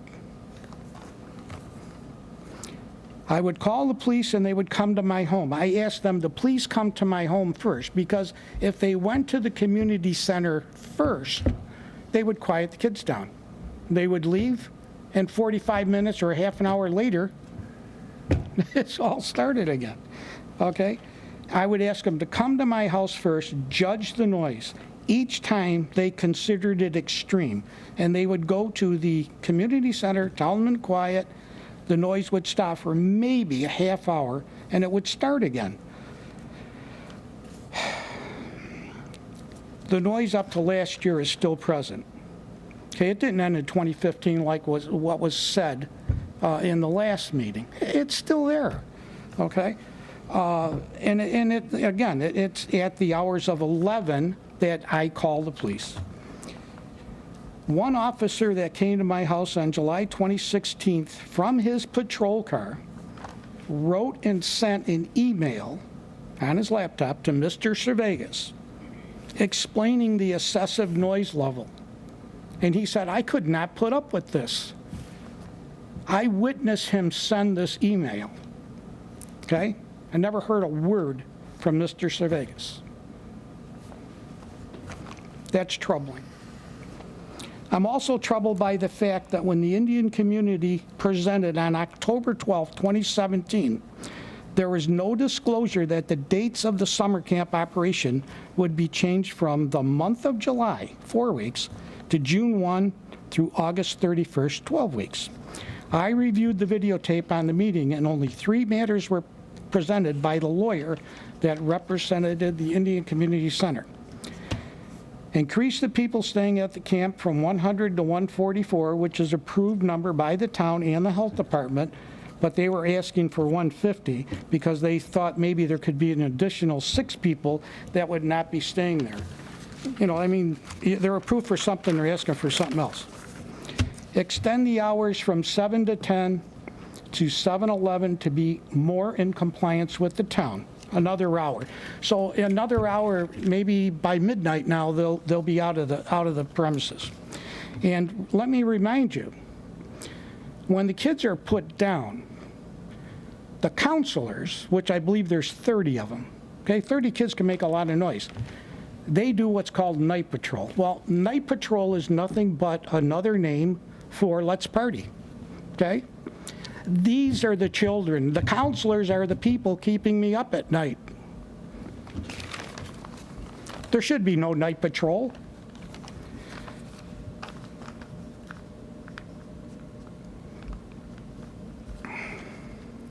They wanted to change, number 2, they wanted to change renting out the center for members only to other nonprofit educational, religious, and cultural groups. This was all that was released at the public meeting. There was no mention of the extended dates. If that was, I would have been able to speak on behalf of what I thought about this particular thing.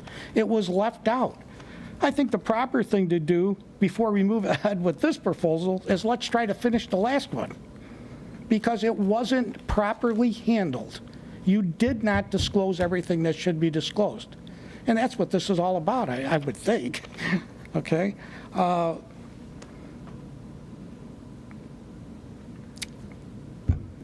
guess that's all I can say. I hope the board understands my position here. I have nothing at all against the community center, but if they want to be good neighbors, like they say, let's be good neighbors.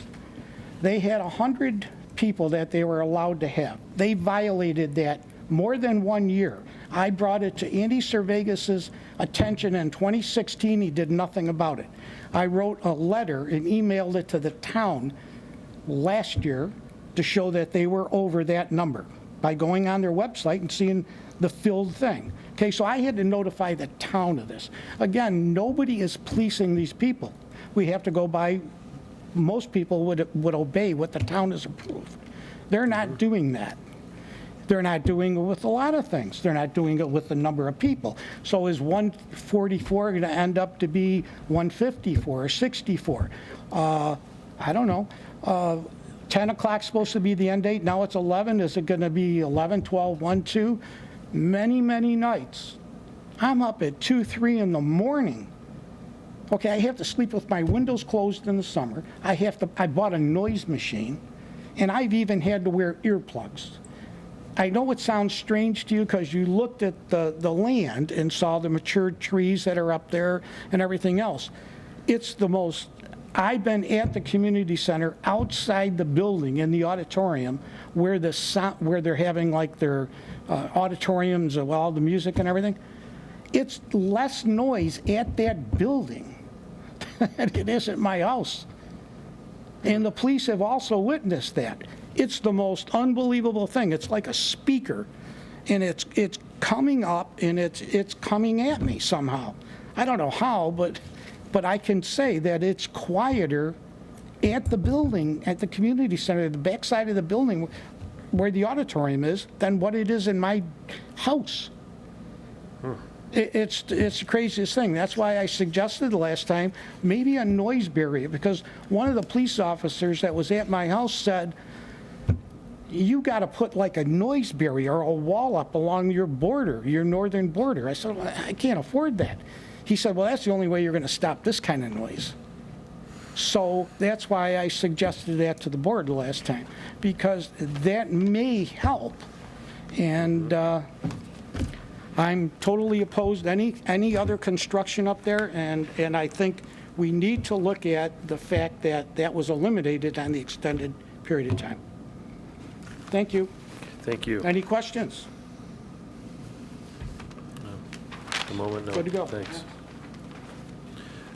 Okay, do we have anyone else that would like to speak to this?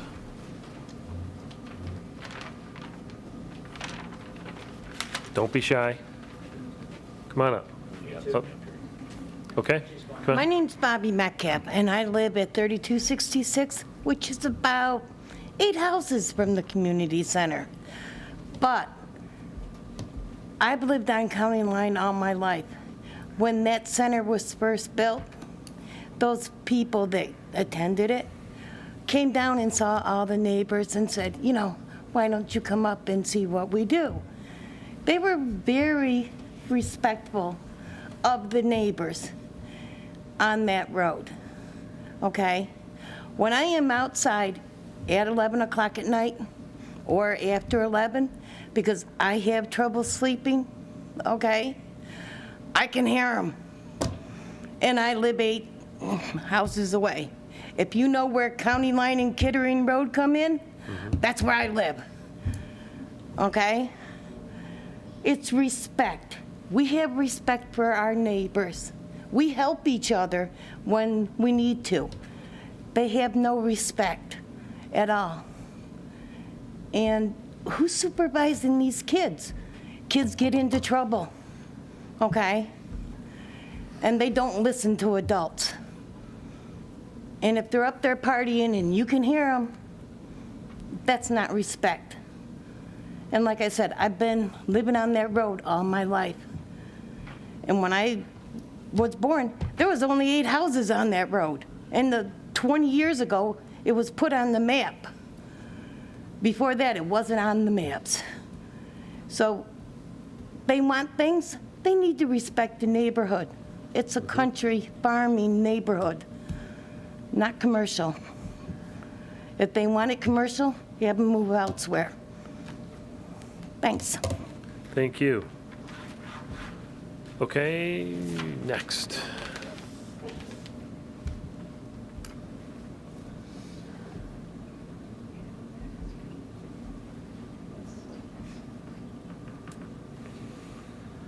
Hi, I'm Dolores Steiner. I live at 3348 Monroe Wayne County Line Road. The community center is directly in front of my house, up on the hill. And I concur with several of these people that there's a lot of noise all hours during these camping sessions. I happen to live on the Wayne County side of the street, but I mean, the hill is right there and the building is on top. There has been noise at 2, 3 o'clock in the morning. I did go up and talk to somebody up there last year, and he just said, well, didn't you call the police? And I was like, I didn't, because I wasn't sure what was really going on, but it was about 2 or 3 in the morning, and there was some kind of machinery running. And this person didn't know anything about it. But there is a lot of noise, you know, during these camping sessions. And since I live in the Wayne part, since I'm in the Wayne part, I don't know who to call, because if there's a major issue, I can't call the Monroe County Police, and I can't call, the Wayne County is like, you know, they're not in Wayne County. So I don't know who takes care of that. I don't know who to call for that. But like I said, there's a lot of noise during this camping session. Like I said, our house is, the camp is here, the building's here, and we're right across the street. We're 2 houses from that lady that just spoke. So anyway, if a noise barrier or something, if they can insulate the building somehow, because they have their concerts and stuff, and it's boom, boom, boom, boom, boom, boom. That's all you hear. And it's way after 11 o'clock. Sometimes it's 11:30, quarter to 12 before they settle down. Okay. So, okay? Thank you. Thank you. Okay, sir?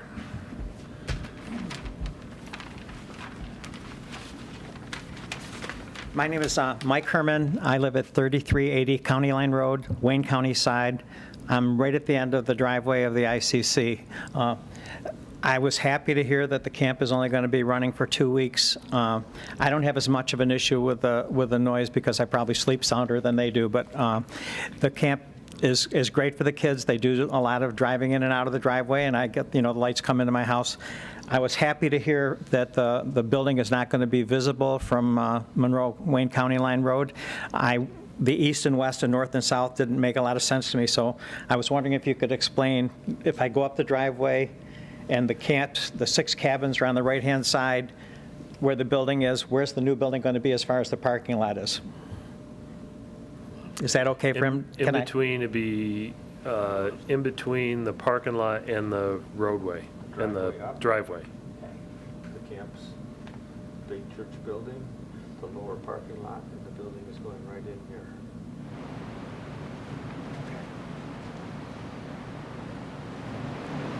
And you said I'm just going to move to the east a little bit.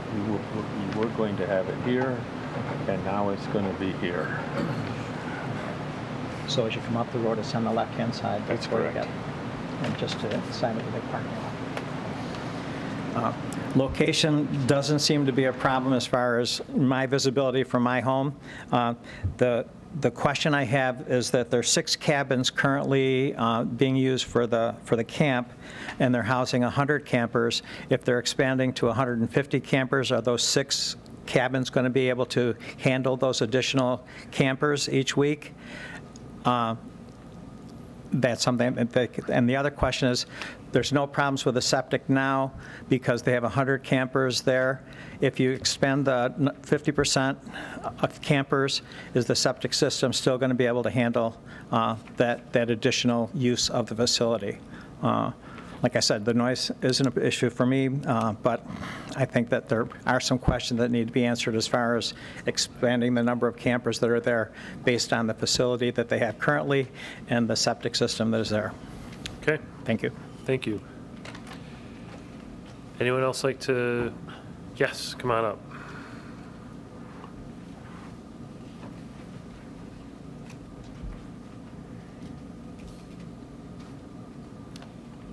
Hi, my name is Bobby Stroyer, and we recently purchased the property just north. And we're right next door. And I can attest. Can you to state the that address, please?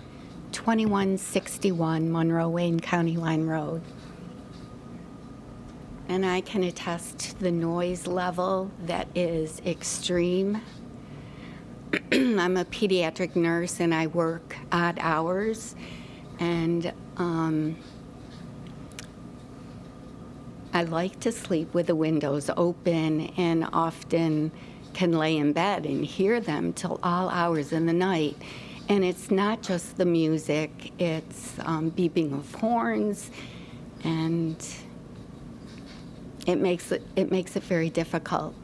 So I just wanted to voice my opinion as well as to the noise level. And I wasn't aware of what the noise level town ordinance is, and I was made aware of that tonight, so. Okay.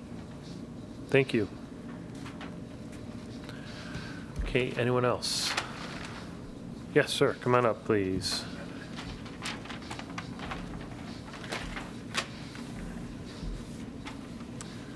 Good evening. I'm Bill Wendland, 2181 County Line Road. Thank you for the opportunity to be here tonight. Part of my concern has been answered. The center, when they put in the septic system, they brought in a lot of fill, okay, which isn't unusual in many cases, but it's higher than my level. And so what happens is in situations where the rainfall is like 2 inches an hour, there is a problem. It comes over, and I have soggy land. The other thing is, if that happens, because of the way the weather is lately, does anybody ever test the moisture that's passing over the septic system field and doing the wetland water? That's a question I have. Okay. That probably should be done, just to make sure. I was a little concerned about the June 1st in relationship to the septic system. You know, if you're doing a 12-week program instead of a 2-week program, that's going to put quite a strain on that septic system if we have these downpours like we've been having. A little more on the positive side, the community has been kind to me when we had on a few occasions. So I don't mind the community center. They did respond when I had a problem with the lights. I still have some problem with the lights, however.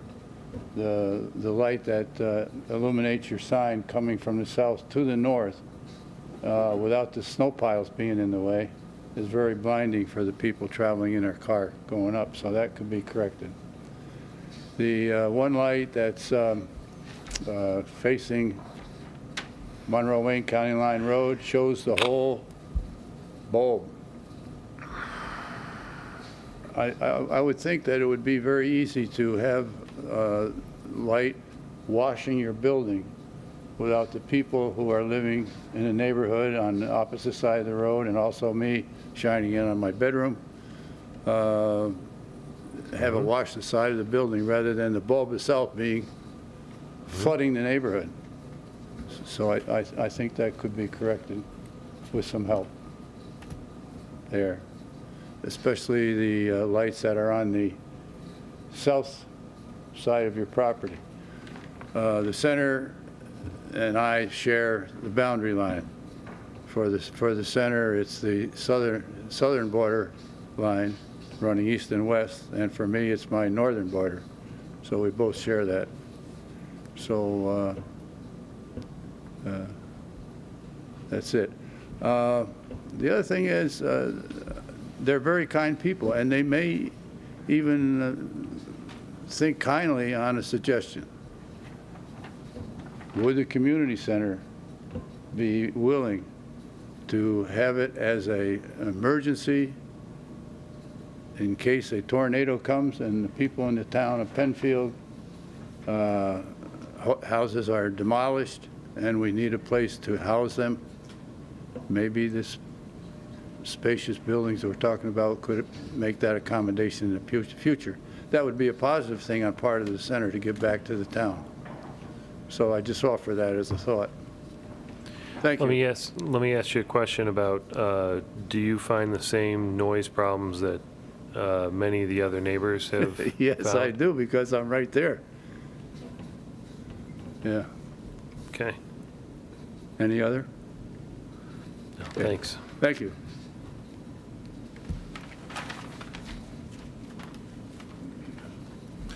Okay, anyone else like to comment on this application? All right, any other comments from the board? Bob, would you like to address some of the comments that were made?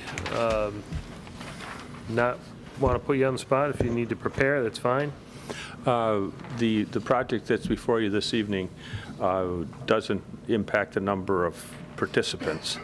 I personally think that if they have a activities building, a new one, that some of the noise that they're hearing will be moved inside. So it could have a positive impact on the noise issue.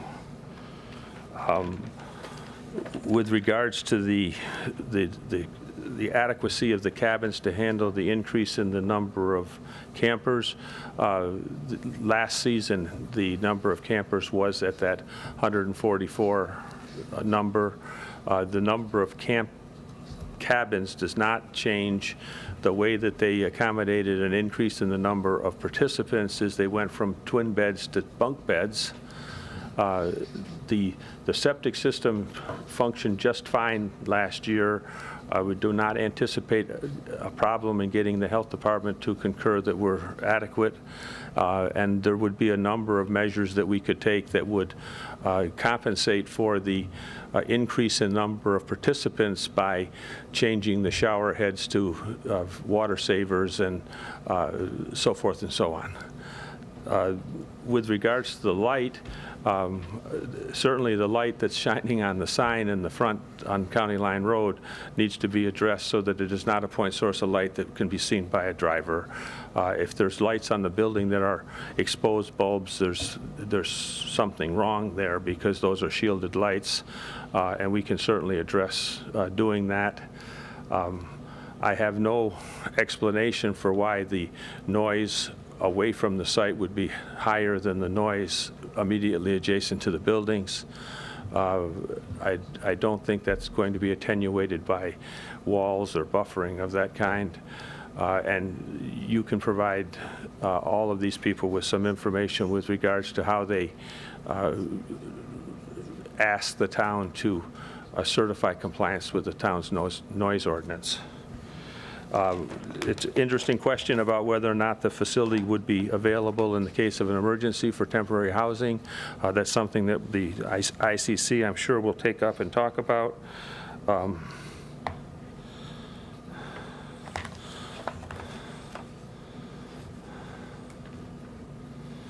I think that's probably all the additional information that I would offer, unless you have a specific comment that you'd like me to respond to. Okay. Have I got one more question? Yeah. Is, at night, curfew or lights out, whatever you call it, seems to be a lot of complaints at that time. Who is in charge of, like, closed down at night? Is there adult supervision or security, like somebody mentioned? There's adult supervision the entire time that the camping event occurs. I'm not sure. I have never experienced a problem with noise at the site during the summer. I can't attest to it one way or the other. But there's certainly a lot of adults there, people of responsibility to keep an eye on it.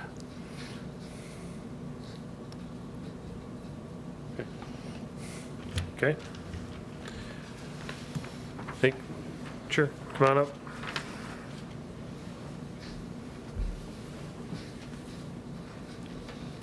Robert Gengello. In regards to the adults are the counselors, which I don't know, what's an adult? What age?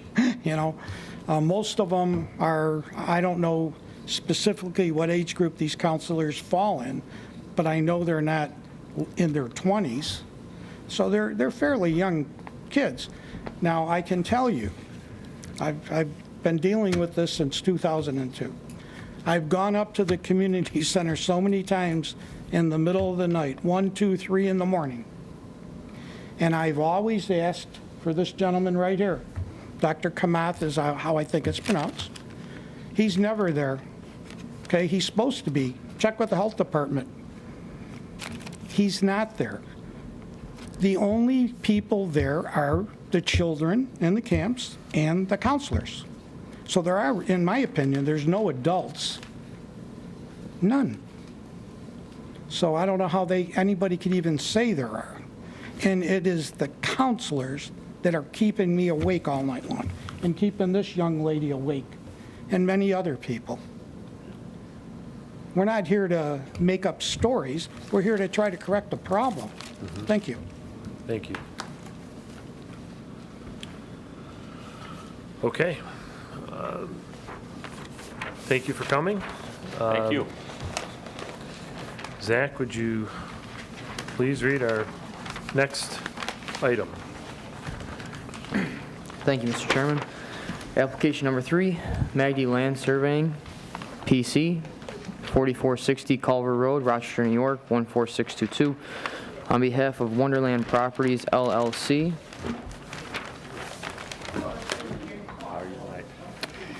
I'm going to briefly pause.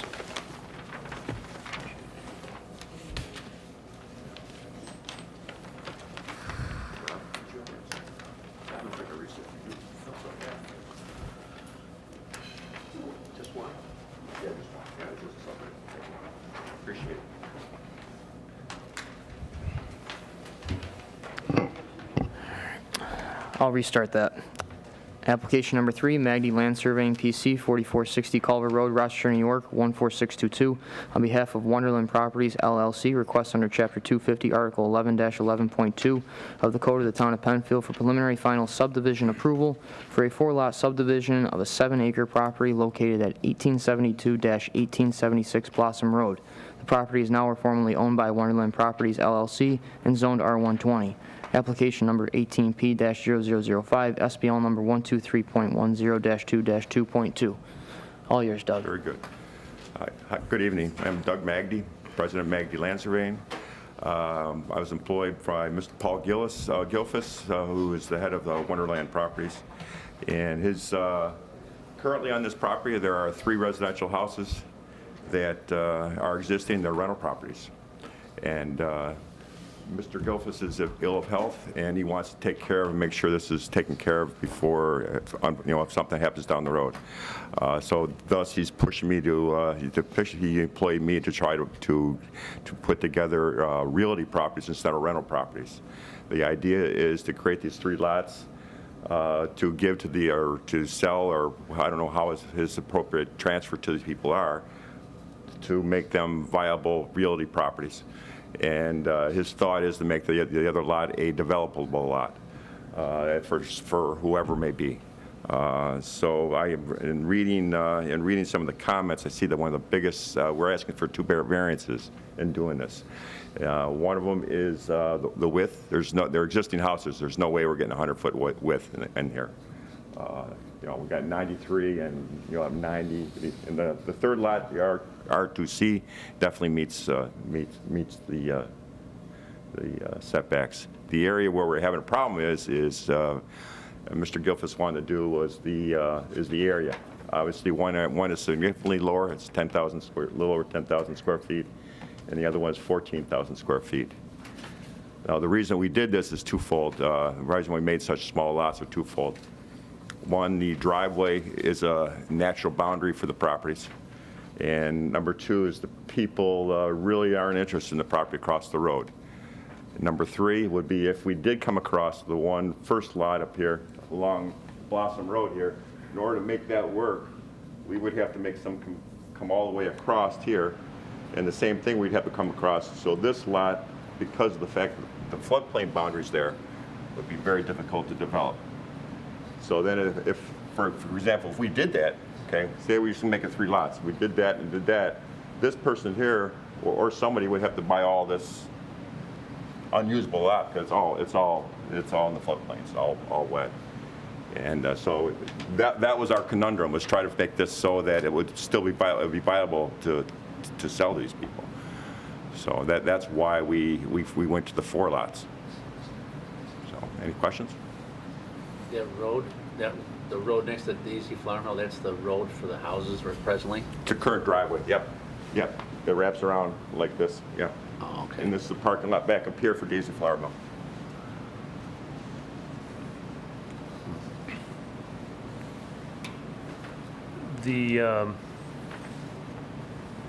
Where would you propose that 4th lot, where could you put a house? You very easily put one right in here. And it would meet all the setbacks. We would have to create a utility easement through these lots, which I've shown, because there's the sewers up in here, and then you got public utilities along the road. Could you possibly modify your plan to show that house pad? Sure. With this application, we weren't going to put in any kind of development, it was just straight subdivision, but we can show a proposed one.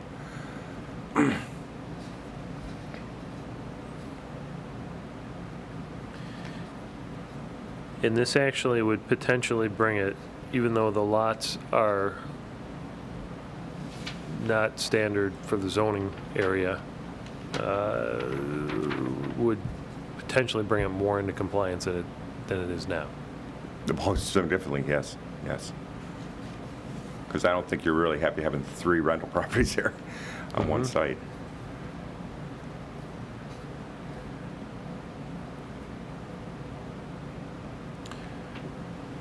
Okay. Doug, the one question I had was the issue, or the memo, the PRC memo that was issued on 124. They're going to ask you to demonstrate hardship on the 3 lots. Why 3 lots instead of 4?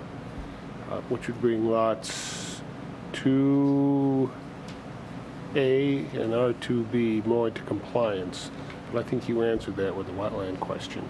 That's what I tried to explain. Yeah. So, okay. That was the only question I had, AJ. So what you're saying is that if you expanded across the driveway to make those 2 lots A and B more into compliance, you'd lose the ability to sell off that 4th lot for a buildable house. Correct. And lot 3 would end up with a larger piece of property that was mostly wetlands. Right. And the way I'm thinking is, neither one of these people currently here would want the rest of this land. In theory, whoever purchases this land knows about this and desires it. So, it's,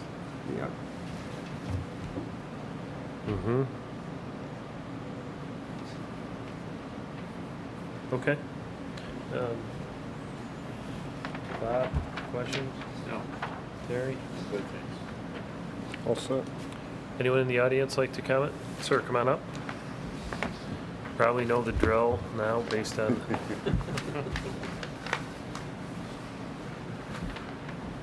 Name, address, Mark Leader, I live at 1866 Blossom Road, so this is my property right here. So I'm abutting this land. I would just make the comment that, selfishly, I bought the property where I live 6 years ago, surrounded by nature, surrounded by woods and Arundel Creek. Just for the same reason we're looking to preserve shadow pines to keep the nature in the area. We have currently, this is all of this, very natural, this is woodland, so I just, personally would like to preserve it that way.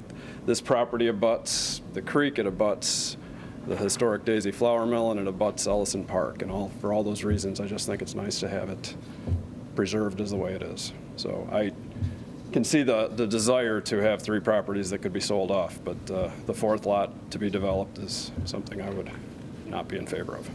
Okay. Thanks. Thank you. Yep. Anyone else in the audience like to? Yes, sir, come on up. I assume you also know the procedure at this point. Right, I'm Ryan Stubing. I'm one of the co-owners of Gatherings Catering. We're at the Daisy Flour Mill. The main reason I came to this is we owned another property out in Churchville, and they developed behind us with campers and stuff like that, and we lost all of our weddings and all our business, so we closed that property and are still in attempt to sell it after 3 years. So that kind of destroyed that part of the property. So I was just coming to make sure that, this wasn't going to be a huge construction zone that was going to be detrimental to the business or anything like that. If you're just selling off the 3 properties that are existing, fine. As long as it doesn't affect the business in any way, I'm cool with that. Okay. So that's it. Thank you. Anyone else in the audience care to comment? No? Okay. Any other comments from the board? Thank you for your presentation. And thanks everyone for coming tonight. We will be reconvening in the back of the auditorium for our work session to wrap things up. You're all welcome to stay.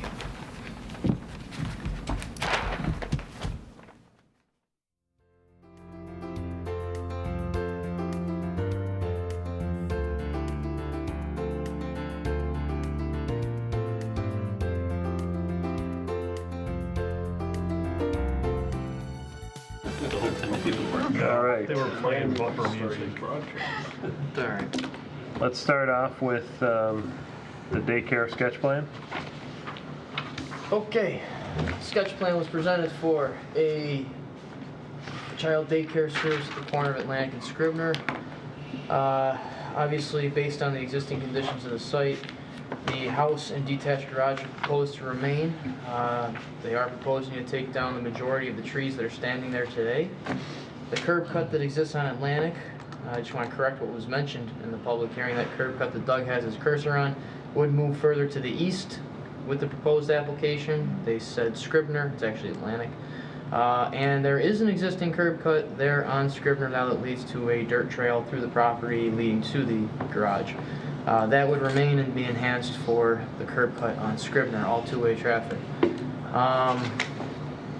As I said, they are providing sufficient parking to meet what the code requires. However, this is sketch plan, so final designs have not been provided. For stormwater needs, whether it's retention, detention ponds, green infrastructure, bioswale, so on and so forth, that hasn't been designed yet. Therefore, the size of that, as shown on the plan now, could increase. It likely will. Also would have to see a landscaping plan to address complementing or replacing some of the stands of trees that are there today. If there's opportunities to enhance buffering along the borders, to kind of, again, bring back some vegetation to the site, but at the same time not obstruct any of the site distance along both roads. Variances as they stated. The 5-acre one, that is part of the code to have a 5-acre to attempt to have a 5-acre property. To host these facilities, that code was written several years ago. Daycare, we've had several daycares approved in town since then that are not on 5 acres. So there's a history of granting those variances. Same for the buffer to residential with the 100-foot requirement to edge of pavement and disturbances on the site. It's a unique site. given its shape, even though rectangular, very long, not very deep. I believe it's about 200 deep along 200 feet deep along Scribner from the corner north. I don't know. And hey, look at me, 211. I'll take it. And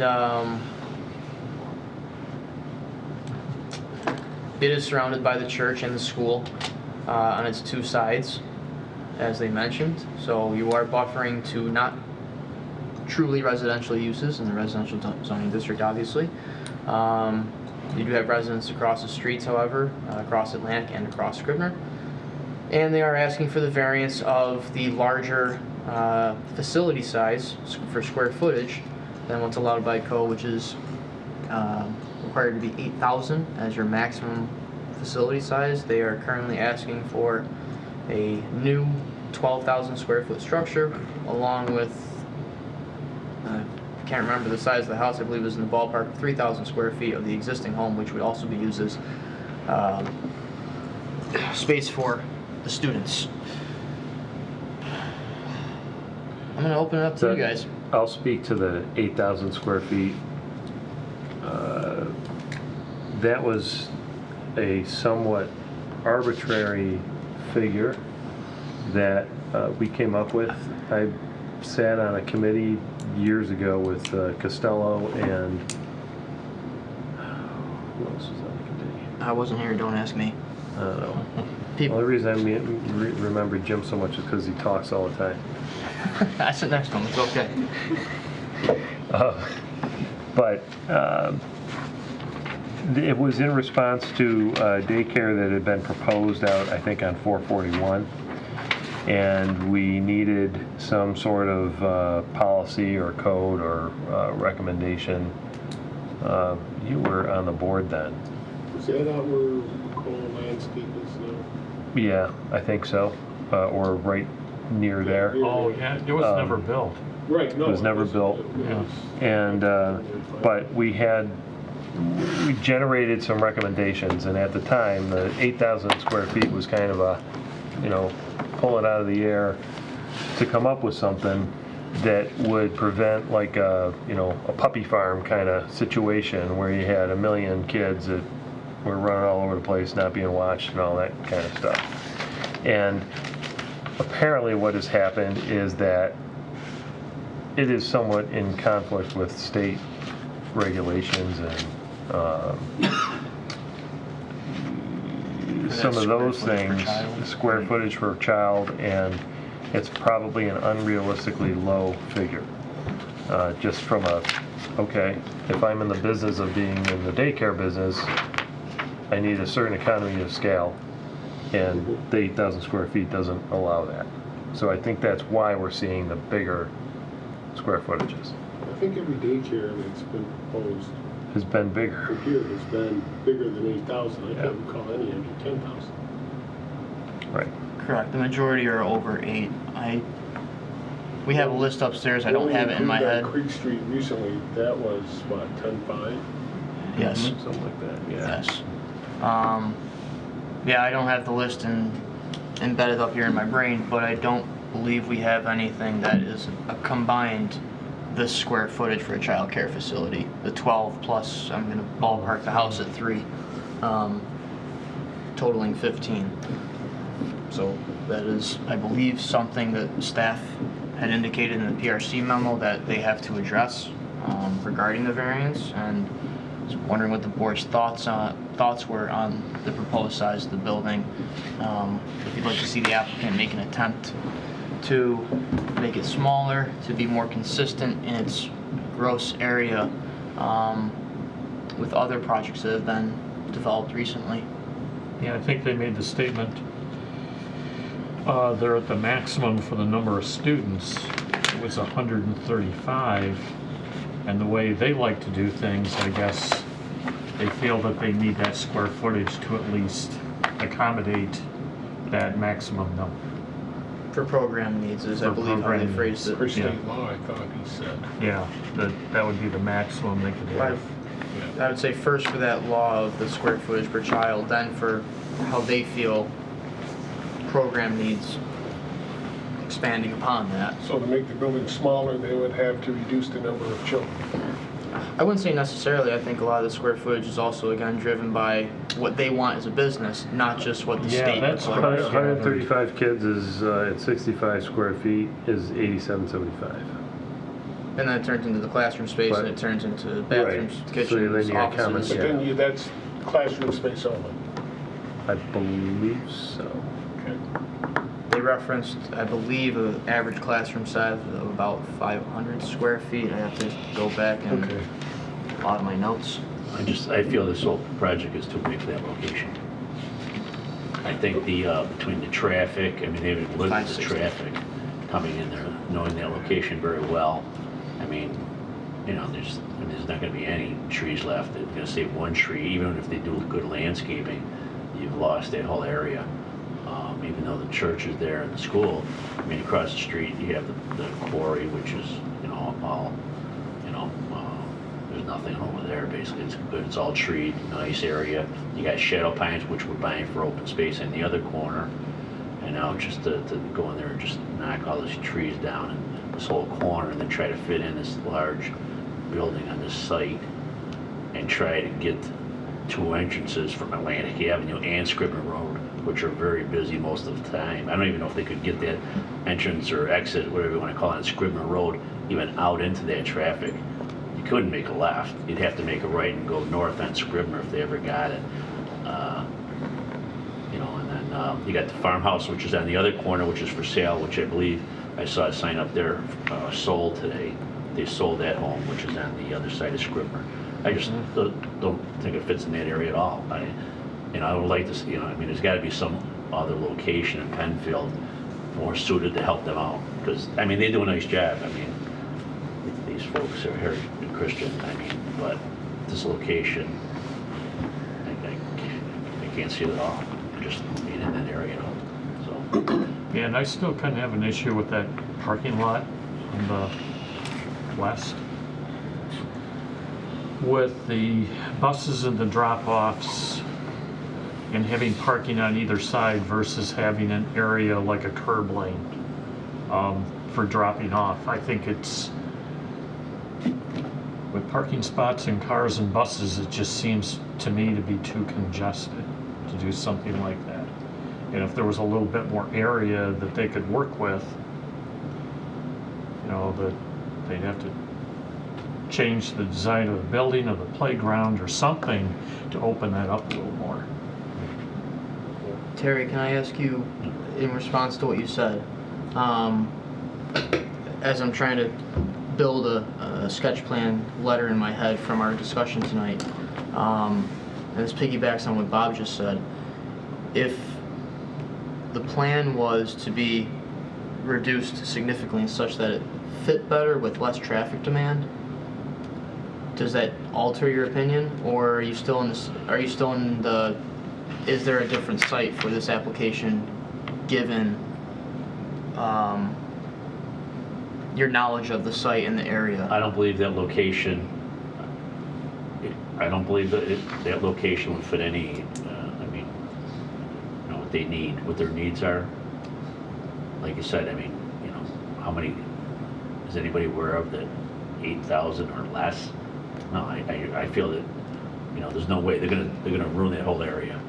I don't think that it's meant for that area. You know, when you mentioned Salt Road and you had their other facility out there, that was, wow, it'd be great. You know, Salt Road is all open out there for a nice facility like that. It'd be beautiful out there. You know, no traffic issues, anything like that. I just think there's the town, we could probably, you know, system find a better location. I don't know how well they looked into this location, or, you know, how they came up with it, to tell you the truth, but. I believe they're trying to target the Penfield School District, so that is, when you look at our school district map, it immediately cuts your number of properties in half in Penfield because of the way the school district boundary line is drawn across the town, because Webster comes so far south. But one of the things I took down for your comments is to perhaps ask, at least provide some background about what other locations were vetted out for this site, for this project, and maybe reasons why it wasn't chosen. Definitely. Yeah, by all means. I just, I don't like that site for what they're proposing, this application. Okay. Zach, do you know what the lot size was for the daycare center we improved up on Creek Street near Salmon Drive? And it just got We turned down, right? can look that up very quickly. That was what, it was tabled, or? That, I guess, is an update to the board. This project was recent. The Kitopia Daycare project is what you're referencing. This was approved by the board late last year. However, the zoning board denied the request for area variances through their review process. The applicant went back to the zoning board and asked to be given the opportunity to resubmit an application for public hearing. That was granted. That public hearing application shows reductions in the area variances that are requested in terms of their magnitude for both the parking number and for setbacks to PennWeb, as well as a minor reduction in the size of the facility. That application is going to be heard by the zoning board next week at their February meeting, and would eventually come back to this board for a site plan modification approval pending the outcome of the zoning board's discussion next week. I see a lot of similarities between the two. The layout of the lot, rectangular, roughly about the same size, 2.54 versus 2.7. Is that what I'm saying? Mm-hmm. But they were denied the area variances they were asking? Correct. I believe one of the primary drivers to that denial, and I don't have the resolution in front of me, I have not reviewed it yet, was that there weren't, the applicant didn't respond in a sufficient manner to what the board was looking for in terms of trying to mitigate the area variances requested during their multi-meeting review process. The zoning board had the application on their agenda for three meetings, which is 3 months for them. The board felt that, and I don't want to speak for the board because it's not my job, but from how it's been explained to me is that there could have been perhaps more effort from that end. So they have, again, they're back in front of the board for their February meeting. And the applicant in that situation felt that they were working with us for the site plan, and that our recommendation would be passed through to the zoning board. And there was maybe a potential disconnect. I believe the bigger, and I think a big piece of it too, was that they went to the zoning board first to ask for variances that they felt would drive the site plan review process, because if they didn't get the area variances, then what was the point of submitting a site plan application? So they wanted to try to get those addressed first. However, that's not our typical procedure, which ultimately changed the way the whole thing was reviewed in a very uncommon way. And as AJ said, there may have been some miscommunication, but they are back before the board ultimately with a modified plan. So there are some parallels, but not To your necessarily- point, yeah, for the geometry of the site, the existing conditions are a little different. Obviously, you already have a drainage pond in there, you have a private drive on the back half of it, but you could draw some similarities. Yeah. But the area variances they're asking for here are pretty extreme. I would, with respect to the size of the building, yes. Setbacks. Yeah, I mean, the buffer is I think they're meeting front setbacks for building setbacks. Right. However, the buffer setback is one that is very tough to deal with, and correct me if I'm wrong, because AJ, you were on that committee, if you don't have a 5-acre parcel to start with. Okay. Right. And a lot of our 5-acre parcels that exist now don't have the utilities that are available here at this one for your sewer, mainly your sanitary sewer service. That's an interesting point. You are we creating situations that make it difficult or impossible for, if there's a need for daycare, are we making it very challenging for that to occur? I don't think so. How's that? Well, just this parcel's not suited for what they want. We got a big town, a lot of open space. I'm sure there's some area in this town which we would, definitely, would meet all the criteria. We would support it a lot. So I don't think that's correct. Yeah, I think when you're in business and daycare, the one thing you have to consider is traffic patterns. You have to be where it's convenient. So there may be a lot of properties and parcels for sale, but are they convenient for the general population to drop their kids off, or are they way out in the country where it's going to be way out of the way? It's not suitable to drop kids off, if that's what you're asking. Well, but I'm saying it's a major arteries, east, west, north, south. And yeah, they're busy, no question. It's already by the schools. Yeah. So.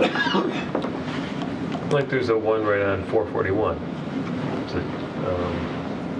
Which part? Right there at the four corners? Yeah.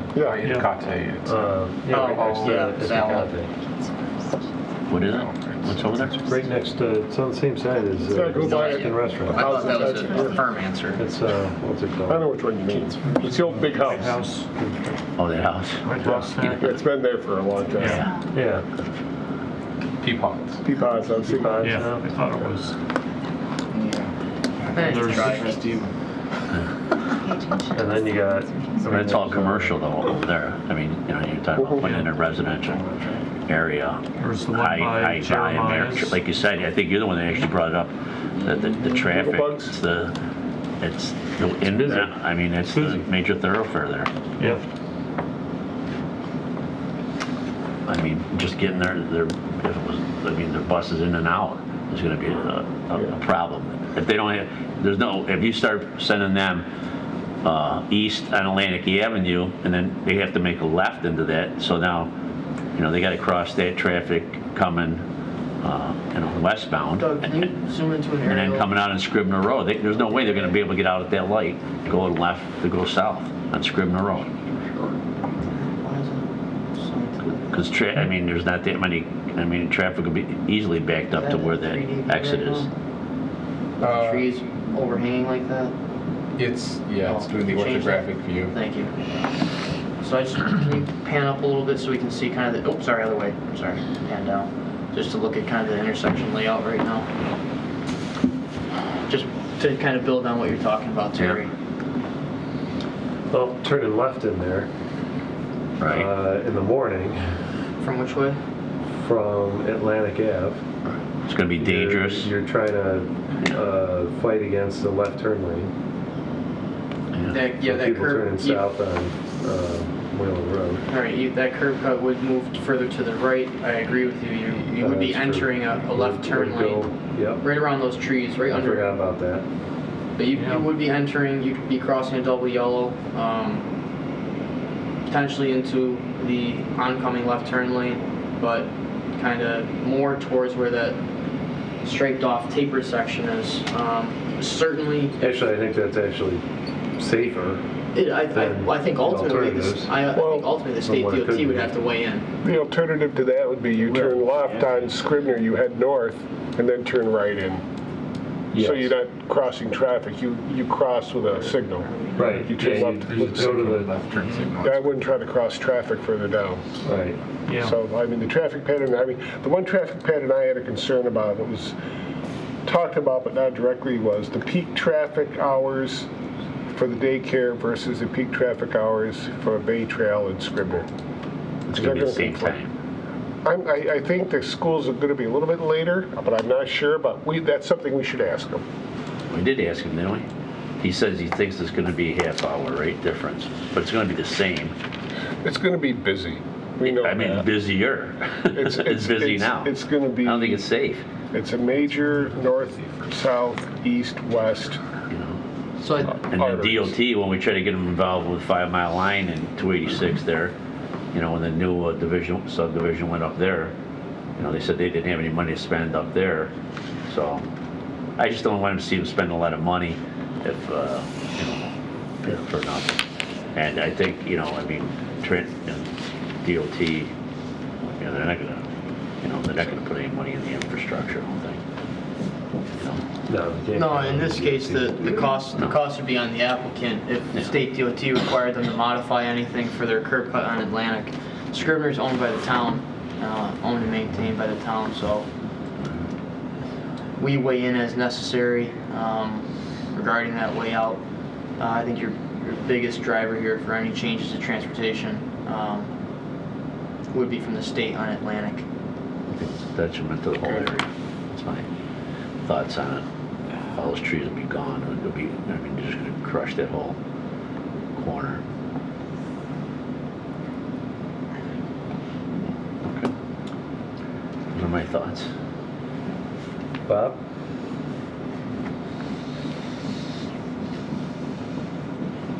I agree with, you know, Terry, too, as far as the traffic. Knowing what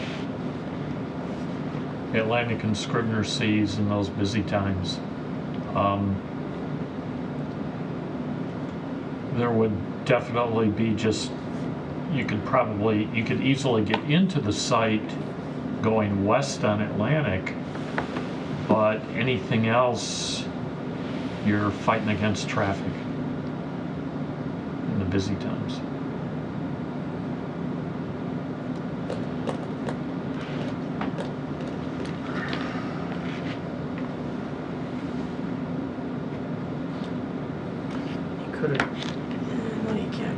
So some things that I guess I have,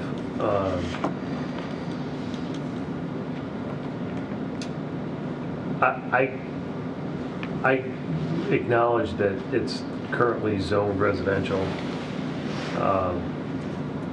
I view it realistically as more of a commercial type corner because you got the school behind it and you have churches to the east. You got just down the street, you're getting into Browncroft Corners area. We could potentially look at this the same way that people looked at 250 and 441 30 years ago, 40 years ago, that the movement of commercial establishments is inevitable along that corridor. And what types of things are going to happen there? If this doesn't go there, what, you know, is somebody going to buy that house to live in the house? Is it a viable property for somebody to live there? And could be. But will we have somebody else? Will we have like a gas station coming in trying to do incentive zoning with the town board? There's also an opportunity to subdivide the property for residential development with potentially 2 lots. No one's really designed it yet, but it is a 2.7 acre property with half-acre zoning requirement. Obviously less of an impact, Right. but you know, as I stated, daycares are conditionally permitted use within the residential zoning district. So it's not to say that nothing could or will ever happen here. It's foolish to say that, but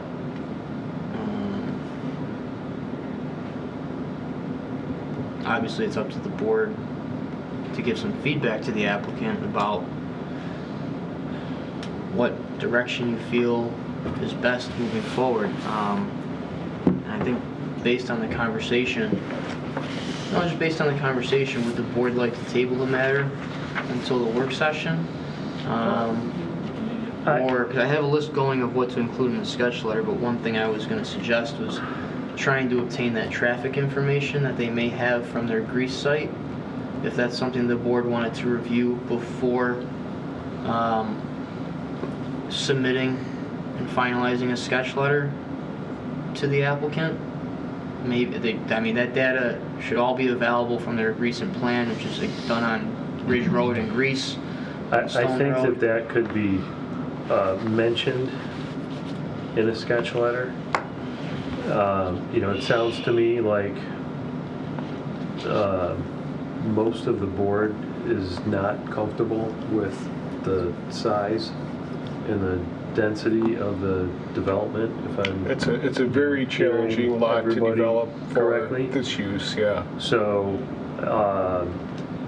I think that for the applicant, if they want to pursue this, that's an absolute necessity that they have to come back with. And maybe in the letter it's suggested that they consider other sites. If reducing the building does not accommodate their needs, perhaps, okay. And with that relay? I'm good with that.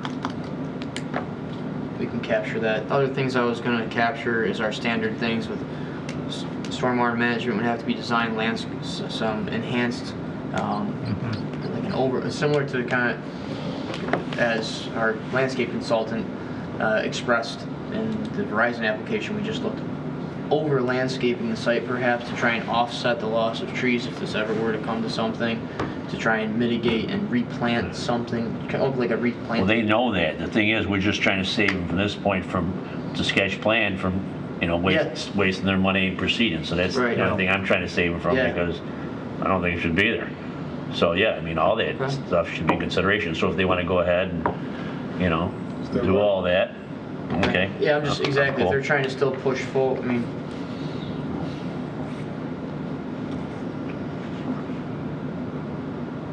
my question then is,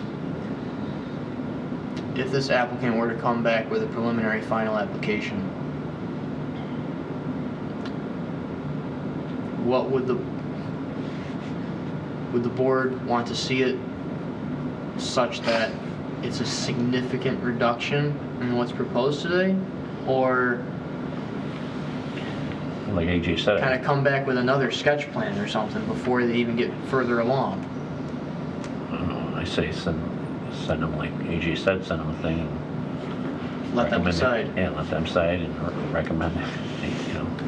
Yeah, typically. See if they got any other locations they liked better that we could work with them on. Yeah. Okay, we can phrase it that way. Yeah, typically our letters will say something along the lines of, if you choose to resubmit, blah, blah, blah, blah. So I think we can phrase it based on the discussion here today and really put the ball in their court. Yeah. Okay. Any other comments from the board, or take a vote to issue a sketch letter with this discussion captured? I'll make a move to issue the sketch letter. I'll second it. Okay, moved and seconded. Hetzke? Aye. Bastian? Aye. Knauer? Aye. Tidings? Aye. Okay. Moving on. Browncroft Community Church for building addition to increase the size of a classroom as it was corrected for us in its description as opposed to a multi-purpose auditorium space. Okay, are we good with that, everybody, that the changes from... I'm fine with it. Yeah. It's relevant. We have a draft approval resolution. We have a completed EAF for the board to act on if they so choose, as well as a draft approval resolution. Okay, So I'll make the motion for the... Approve the EAF or sign it? Yep. I'll second. Hetzke? Aye. Bastian? Aye. Knauer? Aye. Tidings? Aye. Make the motion to approve the application. I'll second. Hetzke? Aye. Bastian? Aye. Knauer? Aye. Tidings? Aye. Okay, that's done. Okay, number 3, India Community Center. Obviously, a lot of public input. Apparently, I have to do some homework for you and the greater good. Open discussion.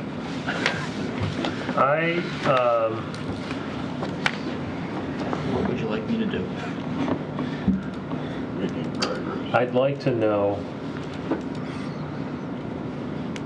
from the applicant how they can prove and demonstrate that they're being quote-unquote good neighbors. And we had a lot more people show up Yes. Today. Thank you. today. Yeah. And you can't ignore that. You know, noise ordinances exist for a reason. And, you know, I want them to be able to have camp and have fun and all that stuff, but 2, 3 in the morning, not from one person, it's from virtually everybody other than the one guy. The first guy. The first guy. Yeah. And the guy who claims that he sleeps like a deaf man. So, to me, it's almost, all right, you now really should convince us that we continue your special use permit. Sitting up there getting yelled at by everybody when the last time they came in October, and we totally gave them the benefit of the doubt, and you feel like you're being suckered. So, as far as I'm concerned, the ball's in their court to convince me, anyway, otherwise. I second the motion. I completely hear you. I'll probably never say anything that strongly about something I in 20 years on the understand. But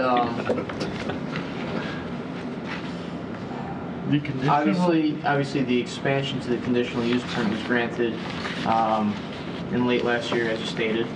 That did include all the things mentioned, which included increasing the number of staff increasing the max capacity of the camp program to 150 participants, which included campers and counselors. It included expanding the hours to 11 p.m. from 10 p.m. to meet what is written in the code. Correct. It did, give me a second, it also expanded the operation to allow non-ICC members to use the campgrounds at non-camp times of the year. And the board did grant based on a letter of intent, and I will confirm this because there was a lot of doubts about this, but I will confirm both with our records and the applicant about the June to August period for the camp. I am fairly certain, positive that it is stated in their letter of intent and was discussed by the board in the subsequent work sessions following the public hearing. So there is a record of that discussion taking place, but we will look into that because tonight I heard something different from the applicant that we'll look into regarding that. But as you said, we can ask them to really put something down in writing and demonstrate how you plan to move forward with your facility, as we've already granted this expansion once. We have a situation in which at the end of a season, we gave the benefit of the doubt to the applicant and expanded their conditional use permit. For, to me, at the time, all good reasons. Now, before the next season comes through, where there's, and I think we even stated, hey, you know, trust but verify kind of thing.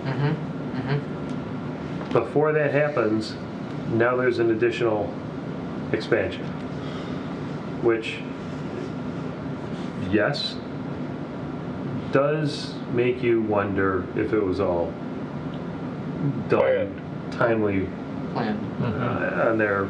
You do need one before the other. Correct. Well, and they're, as they claim. So, would it be smart for them to potentially withdraw this application for a season to show how good of neighbors they can be this coming summer? do they have control over their camp counselors? Do they have control over the kids at 2, 3 in the morning? Are they shutting down activities at 11 o'clock at night where it's quiet? From the feedback tonight, I would say no. And I sensed a lot of frustration and almost desperation, especially from the people who spoke from the Wayne County side. Who do they Yeah, call? how would you like to be that lady? Yeah. I mean, she's like, who do I talk to? Well, yeah, there's nothing, she feels helpless. You could sense her So would frustration I. there. Call Mike.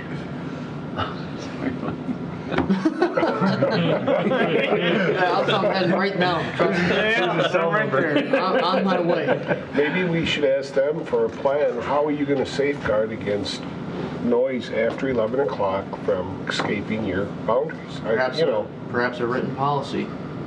Show us something. What is their policy? What do they plan to do? I mean, the site plan is a result of the need for an expansion to a conditional use permit. That is up to the board at all times to say, at this time, we do not feel an expansion is warranted. And in this case, I would say due to the timeliness of it, and that from the previous application, the board, as you stated, AJ, like a trust and verify, I believe was the words you used. When the board first heard the previous application for the expansion to the camp program, that there was an expectation that you'd have an ability to at least observe it for a season, and always have the option to revisit the expansion and its conditions at a later date, based on, I don't want to say success, but based on the outcome of the upcoming camp season for this year.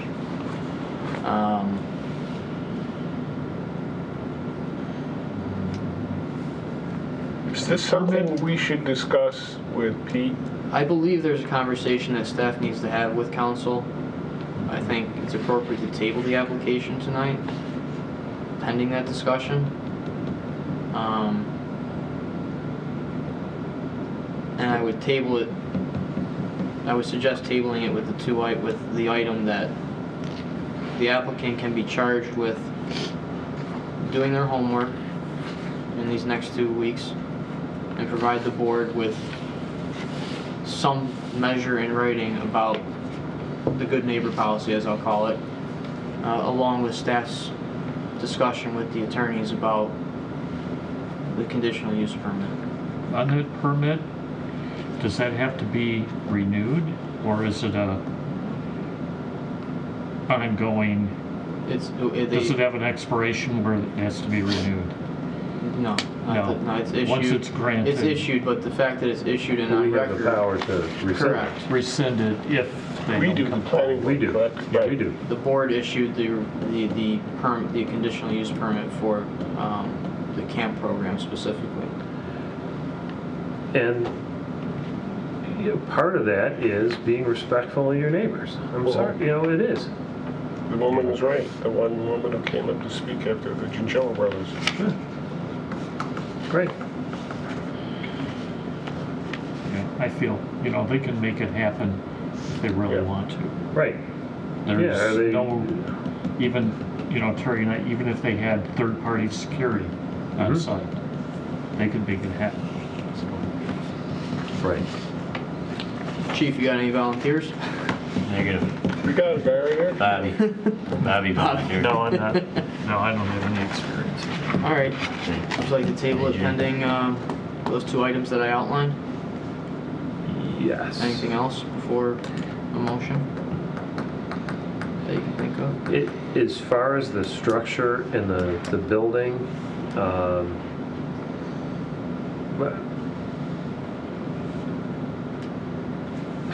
setting everything else aside, looks fine. Oh. Good to have that on record, that site plan wise, you're okay with the shift that they, thank you for bringing that up. I am. Shifting the You know, building the way they did. They still are working on the final grading designs, if they need a small retaining wall because of the slopes on it, but architecturally, site plan wise, loss of the net loss of parking, the addition of green space, you're all there for it? That's, yes.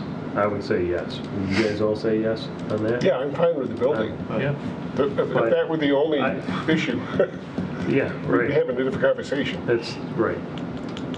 However, because it's directly tied to The conditional use permit. that and the programs. Yeah.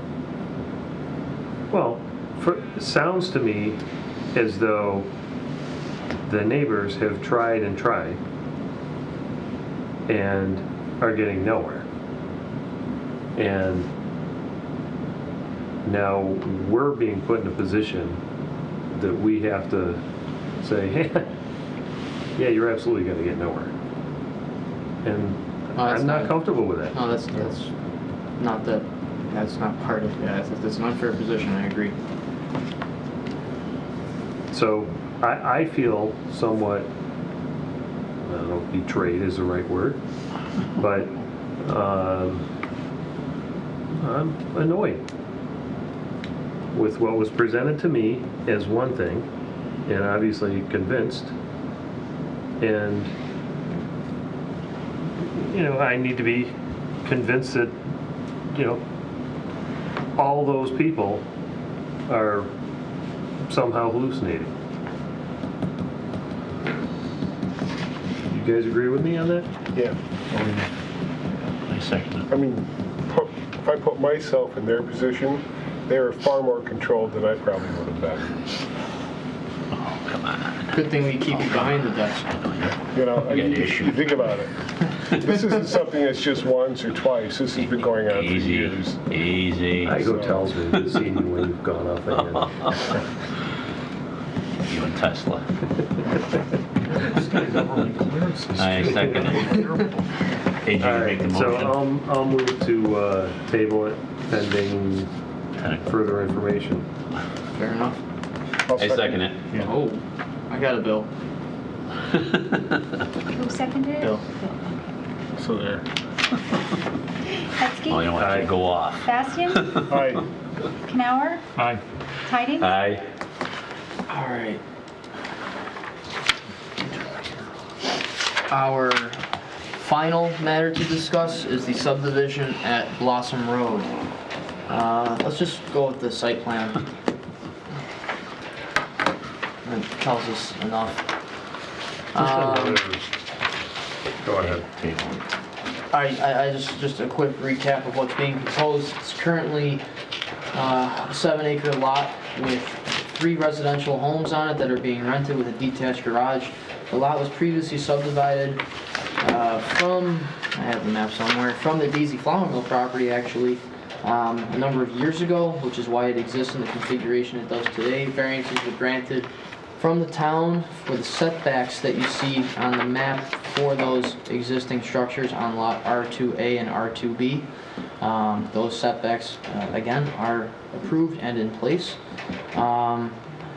As they explained, the 4th lot is residual land that could eventually be developed for a single-family home to the northern section of it, as the majority of that land, as we see here, thank you, Doug, he just outlined the 100-year floodplain boundary.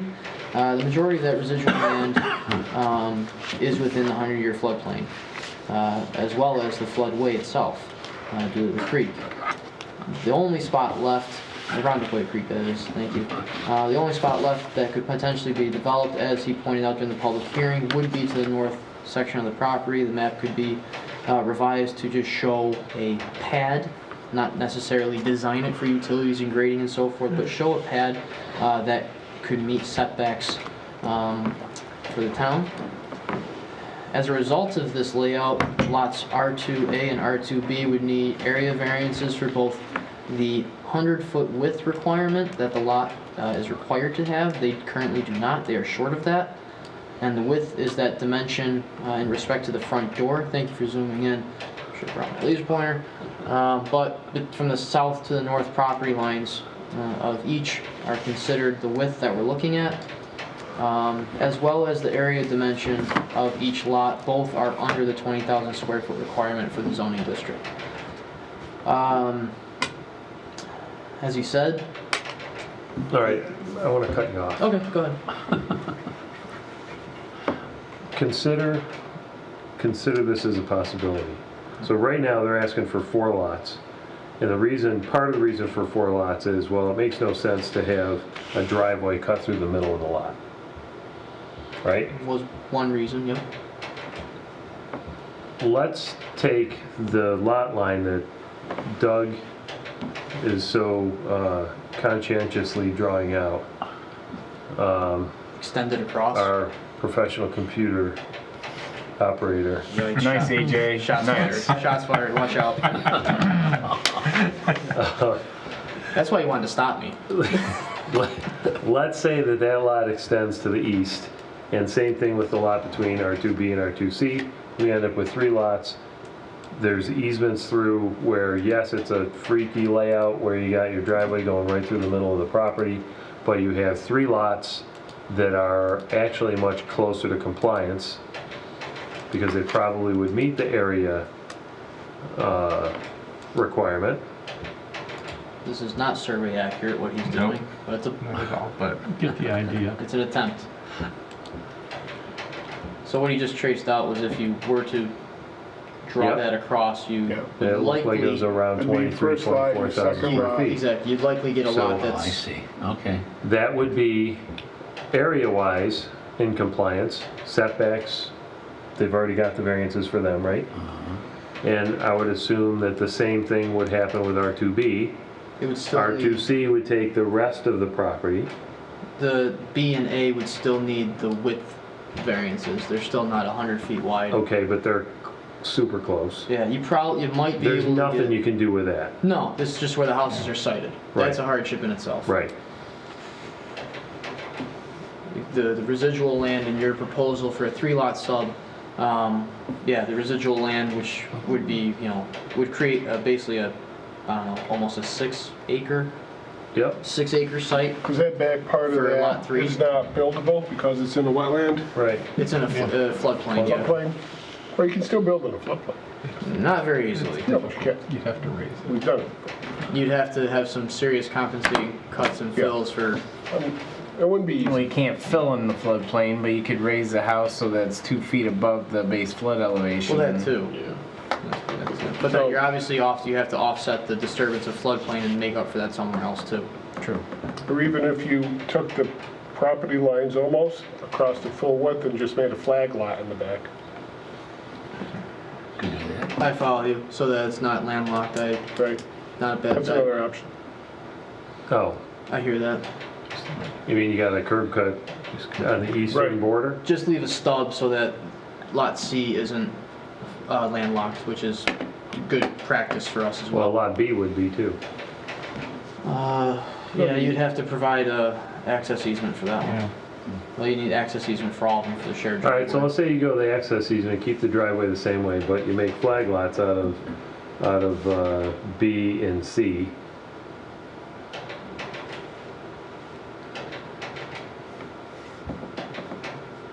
It's just a suggestion. I mean, there's a couple different ways they could go. Yeah.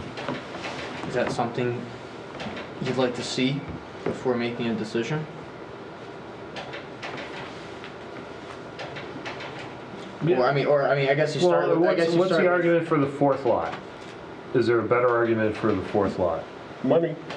He wants to be able to sell Because a lot. it can be developed. I mean, when I was thinking, Look, I'm not the guy that is against capitalism, ever.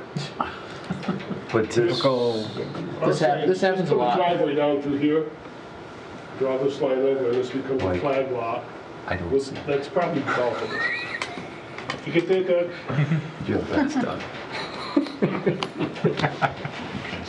I'm going home. He doesn't get paid to be here, AJ.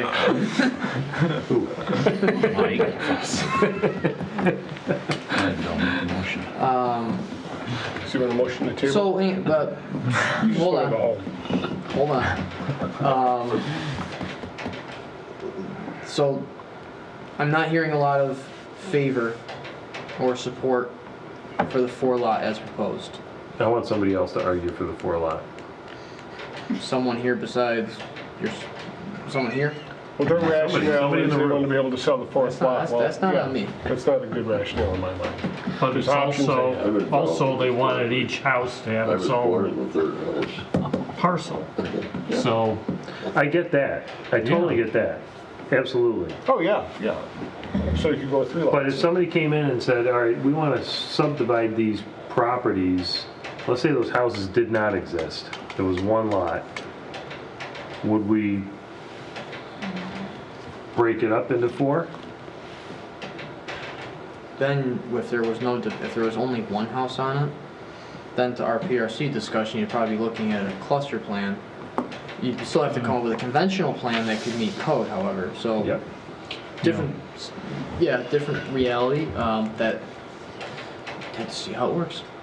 I think you can get 4 lots out of there, just not that configuration. And you'd be closer to compliance. I think the floodplain does create. I mean, you have 1 house. You have 2 structures already in the floodplain. Where is the floodplain? That dash squiggly line that Okay, so the traverses. flag lots really don't help you with that then. No, it just helps. So you have 3 lots. Right.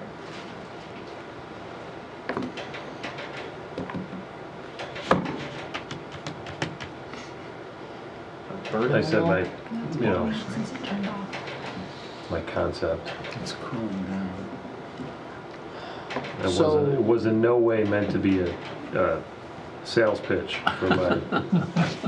It's a fair comment. I mean, it's up to them. That's part of their their charge as applicants and responsibility is to also prove that to the zoning board because they're asking for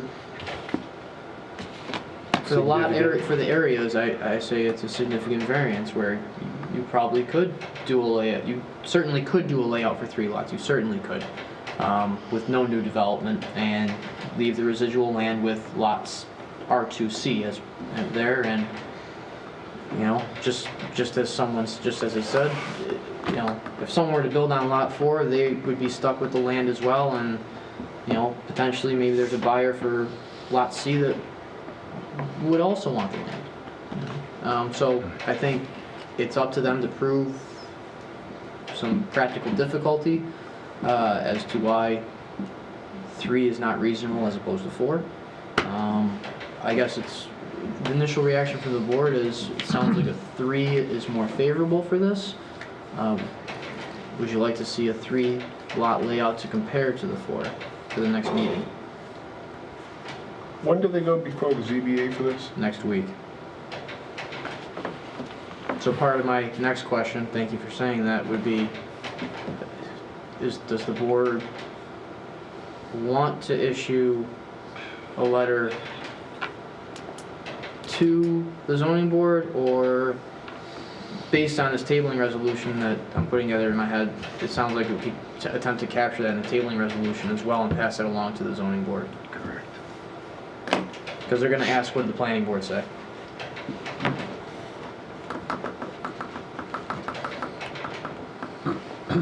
Whose is it? Burton? Where is freaking Burton? He's all watching this probably. yeah, Thanks, right, Jim. Right.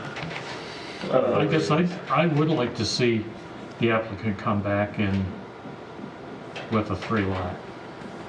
Okay. That's probably going to be dictated by the zoning board. If the zoning board approves it, they're going to feel they have, you know, license to come back to us and say, where's the approval guys? Yeah. Well, that's also true. If the zoning board grants those variances, then yeah, we're kind of looking at a 4-lot sub then. But this is the chance to communicate something to the zoning board. We'd like to see 3-lot. You know, I think what's the future of those properties? Because I read it's in a historic district. Well, it's in a district. It's located next to a historic It's also site. in the district. It isn't? I think, yeah. Okay, I'd have to check into And that.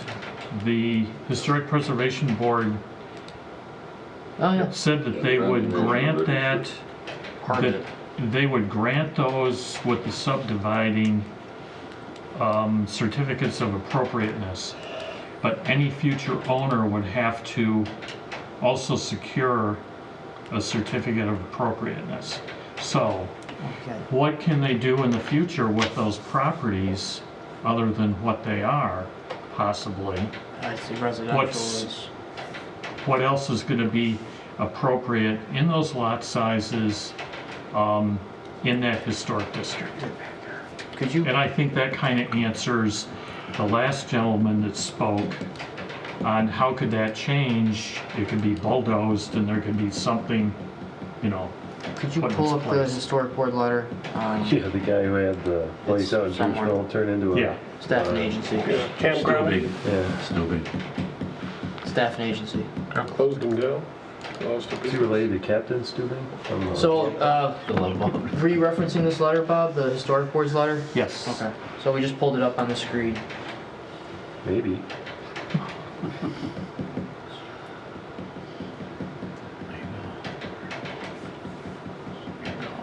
So the historic board's already met and discussed this application. It did express its support for the concept of the subdivision.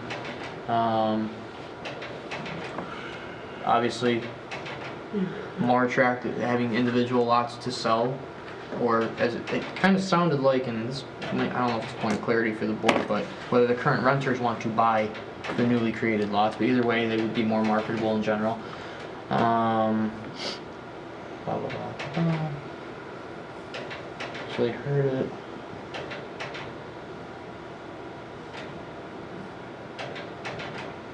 Oh, okay, so to your point, Bob, is that final paragraph.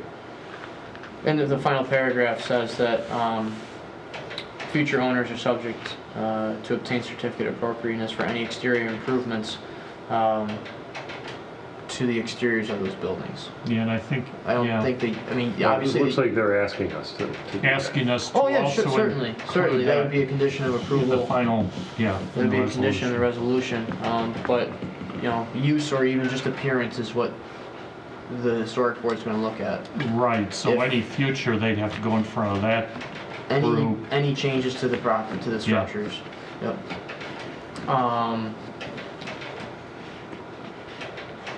So I don't know what that changes in our discussion with the lots, but I'm thinking just future down the road, how would those properties evolve over time? I can't imagine too much. I feel Yeah. like these would continue to be residential in their nature, obviously. It's just, you know, and the part that the board weighed in on with regards to subdivision, it was kind of it was neither strongly for one or the other in terms of 3 versus 4 lots. They just wanted to acknowledge that it is the historic district, that subdivision of the lands is appropriate, but it's up to zoning and planning board to determine the final outcome, with that condition that future improvements need a review. That's outside of this board's purview, though.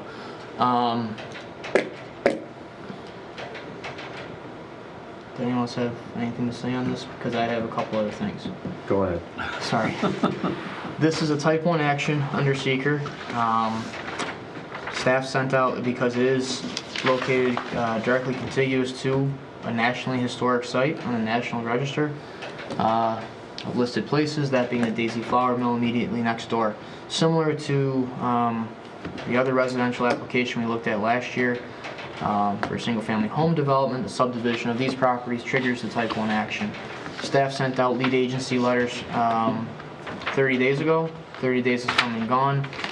No agencies that were included on that responded back wishing to be the lead agency on this. It felt the planning So we board could was vote appropriate. to become lead agency? You could vote to become lead agency I tonight move to that accept we that. become lead agency. Or accept lead agency responsibility, whatever it is. Fair enough. You can second it. Thank you. We are the lead. Well, we gotta vote. We gotta vote. God. Hetzke, Aye. Minor details. Bastian, Aye. Knauer, Aye. Tidings. All right. I was on a roll. Now I lost it. Okay, we wanna vote neg deck? Well, that's a tough one. The subdivision. With How would it be? With the final. What would trigger Okay. the? No. You're right. But I'm number of lots in my head, but the act of subdividing the property with no development. Totally yes. separate from. The act of subdividing, yes. So, yeah, neg deck. I move we declare neg deck. I'll second. Hetzke. Aye. Bastian. Aye. Canower. Aye. Tidings. Aye. I don't want to rain on your parade or anything, but. By all means, go rain away. It's okay. Was there anything else? So there's the neg deck. That's fine. Can hold off on the full EAF until we determine the appropriate number of lots, because that does make reference to the number of lots. But we can issue the negative declaration following this meeting, which would allow the zoning board to make a decision potentially. We'll see what will happen with that, but Yeah, so we probably need to table with a potential memo to the ZBA stating our concerns. concern or request, maybe? Yes. But we yield to their, obviously if they decide, oh yeah, no problem. Actually, we still can decide. We said no problem to the. All right, so we'll take a vote for the letter then. I move we send the letter. Thank you. I'll second. The letter. Burton's not here. Someone's got to fill. Hetzke. Aye. Bastian. Aye. Canower. Aye. Tidings. Aye.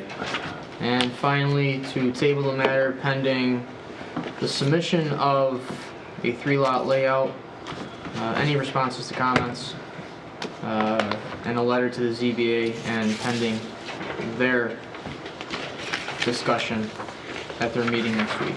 Okay. I make that motion. Table. I second. Hetzke. Aye. Bastian. Aye. Canower. Aye. Tidings. Aye.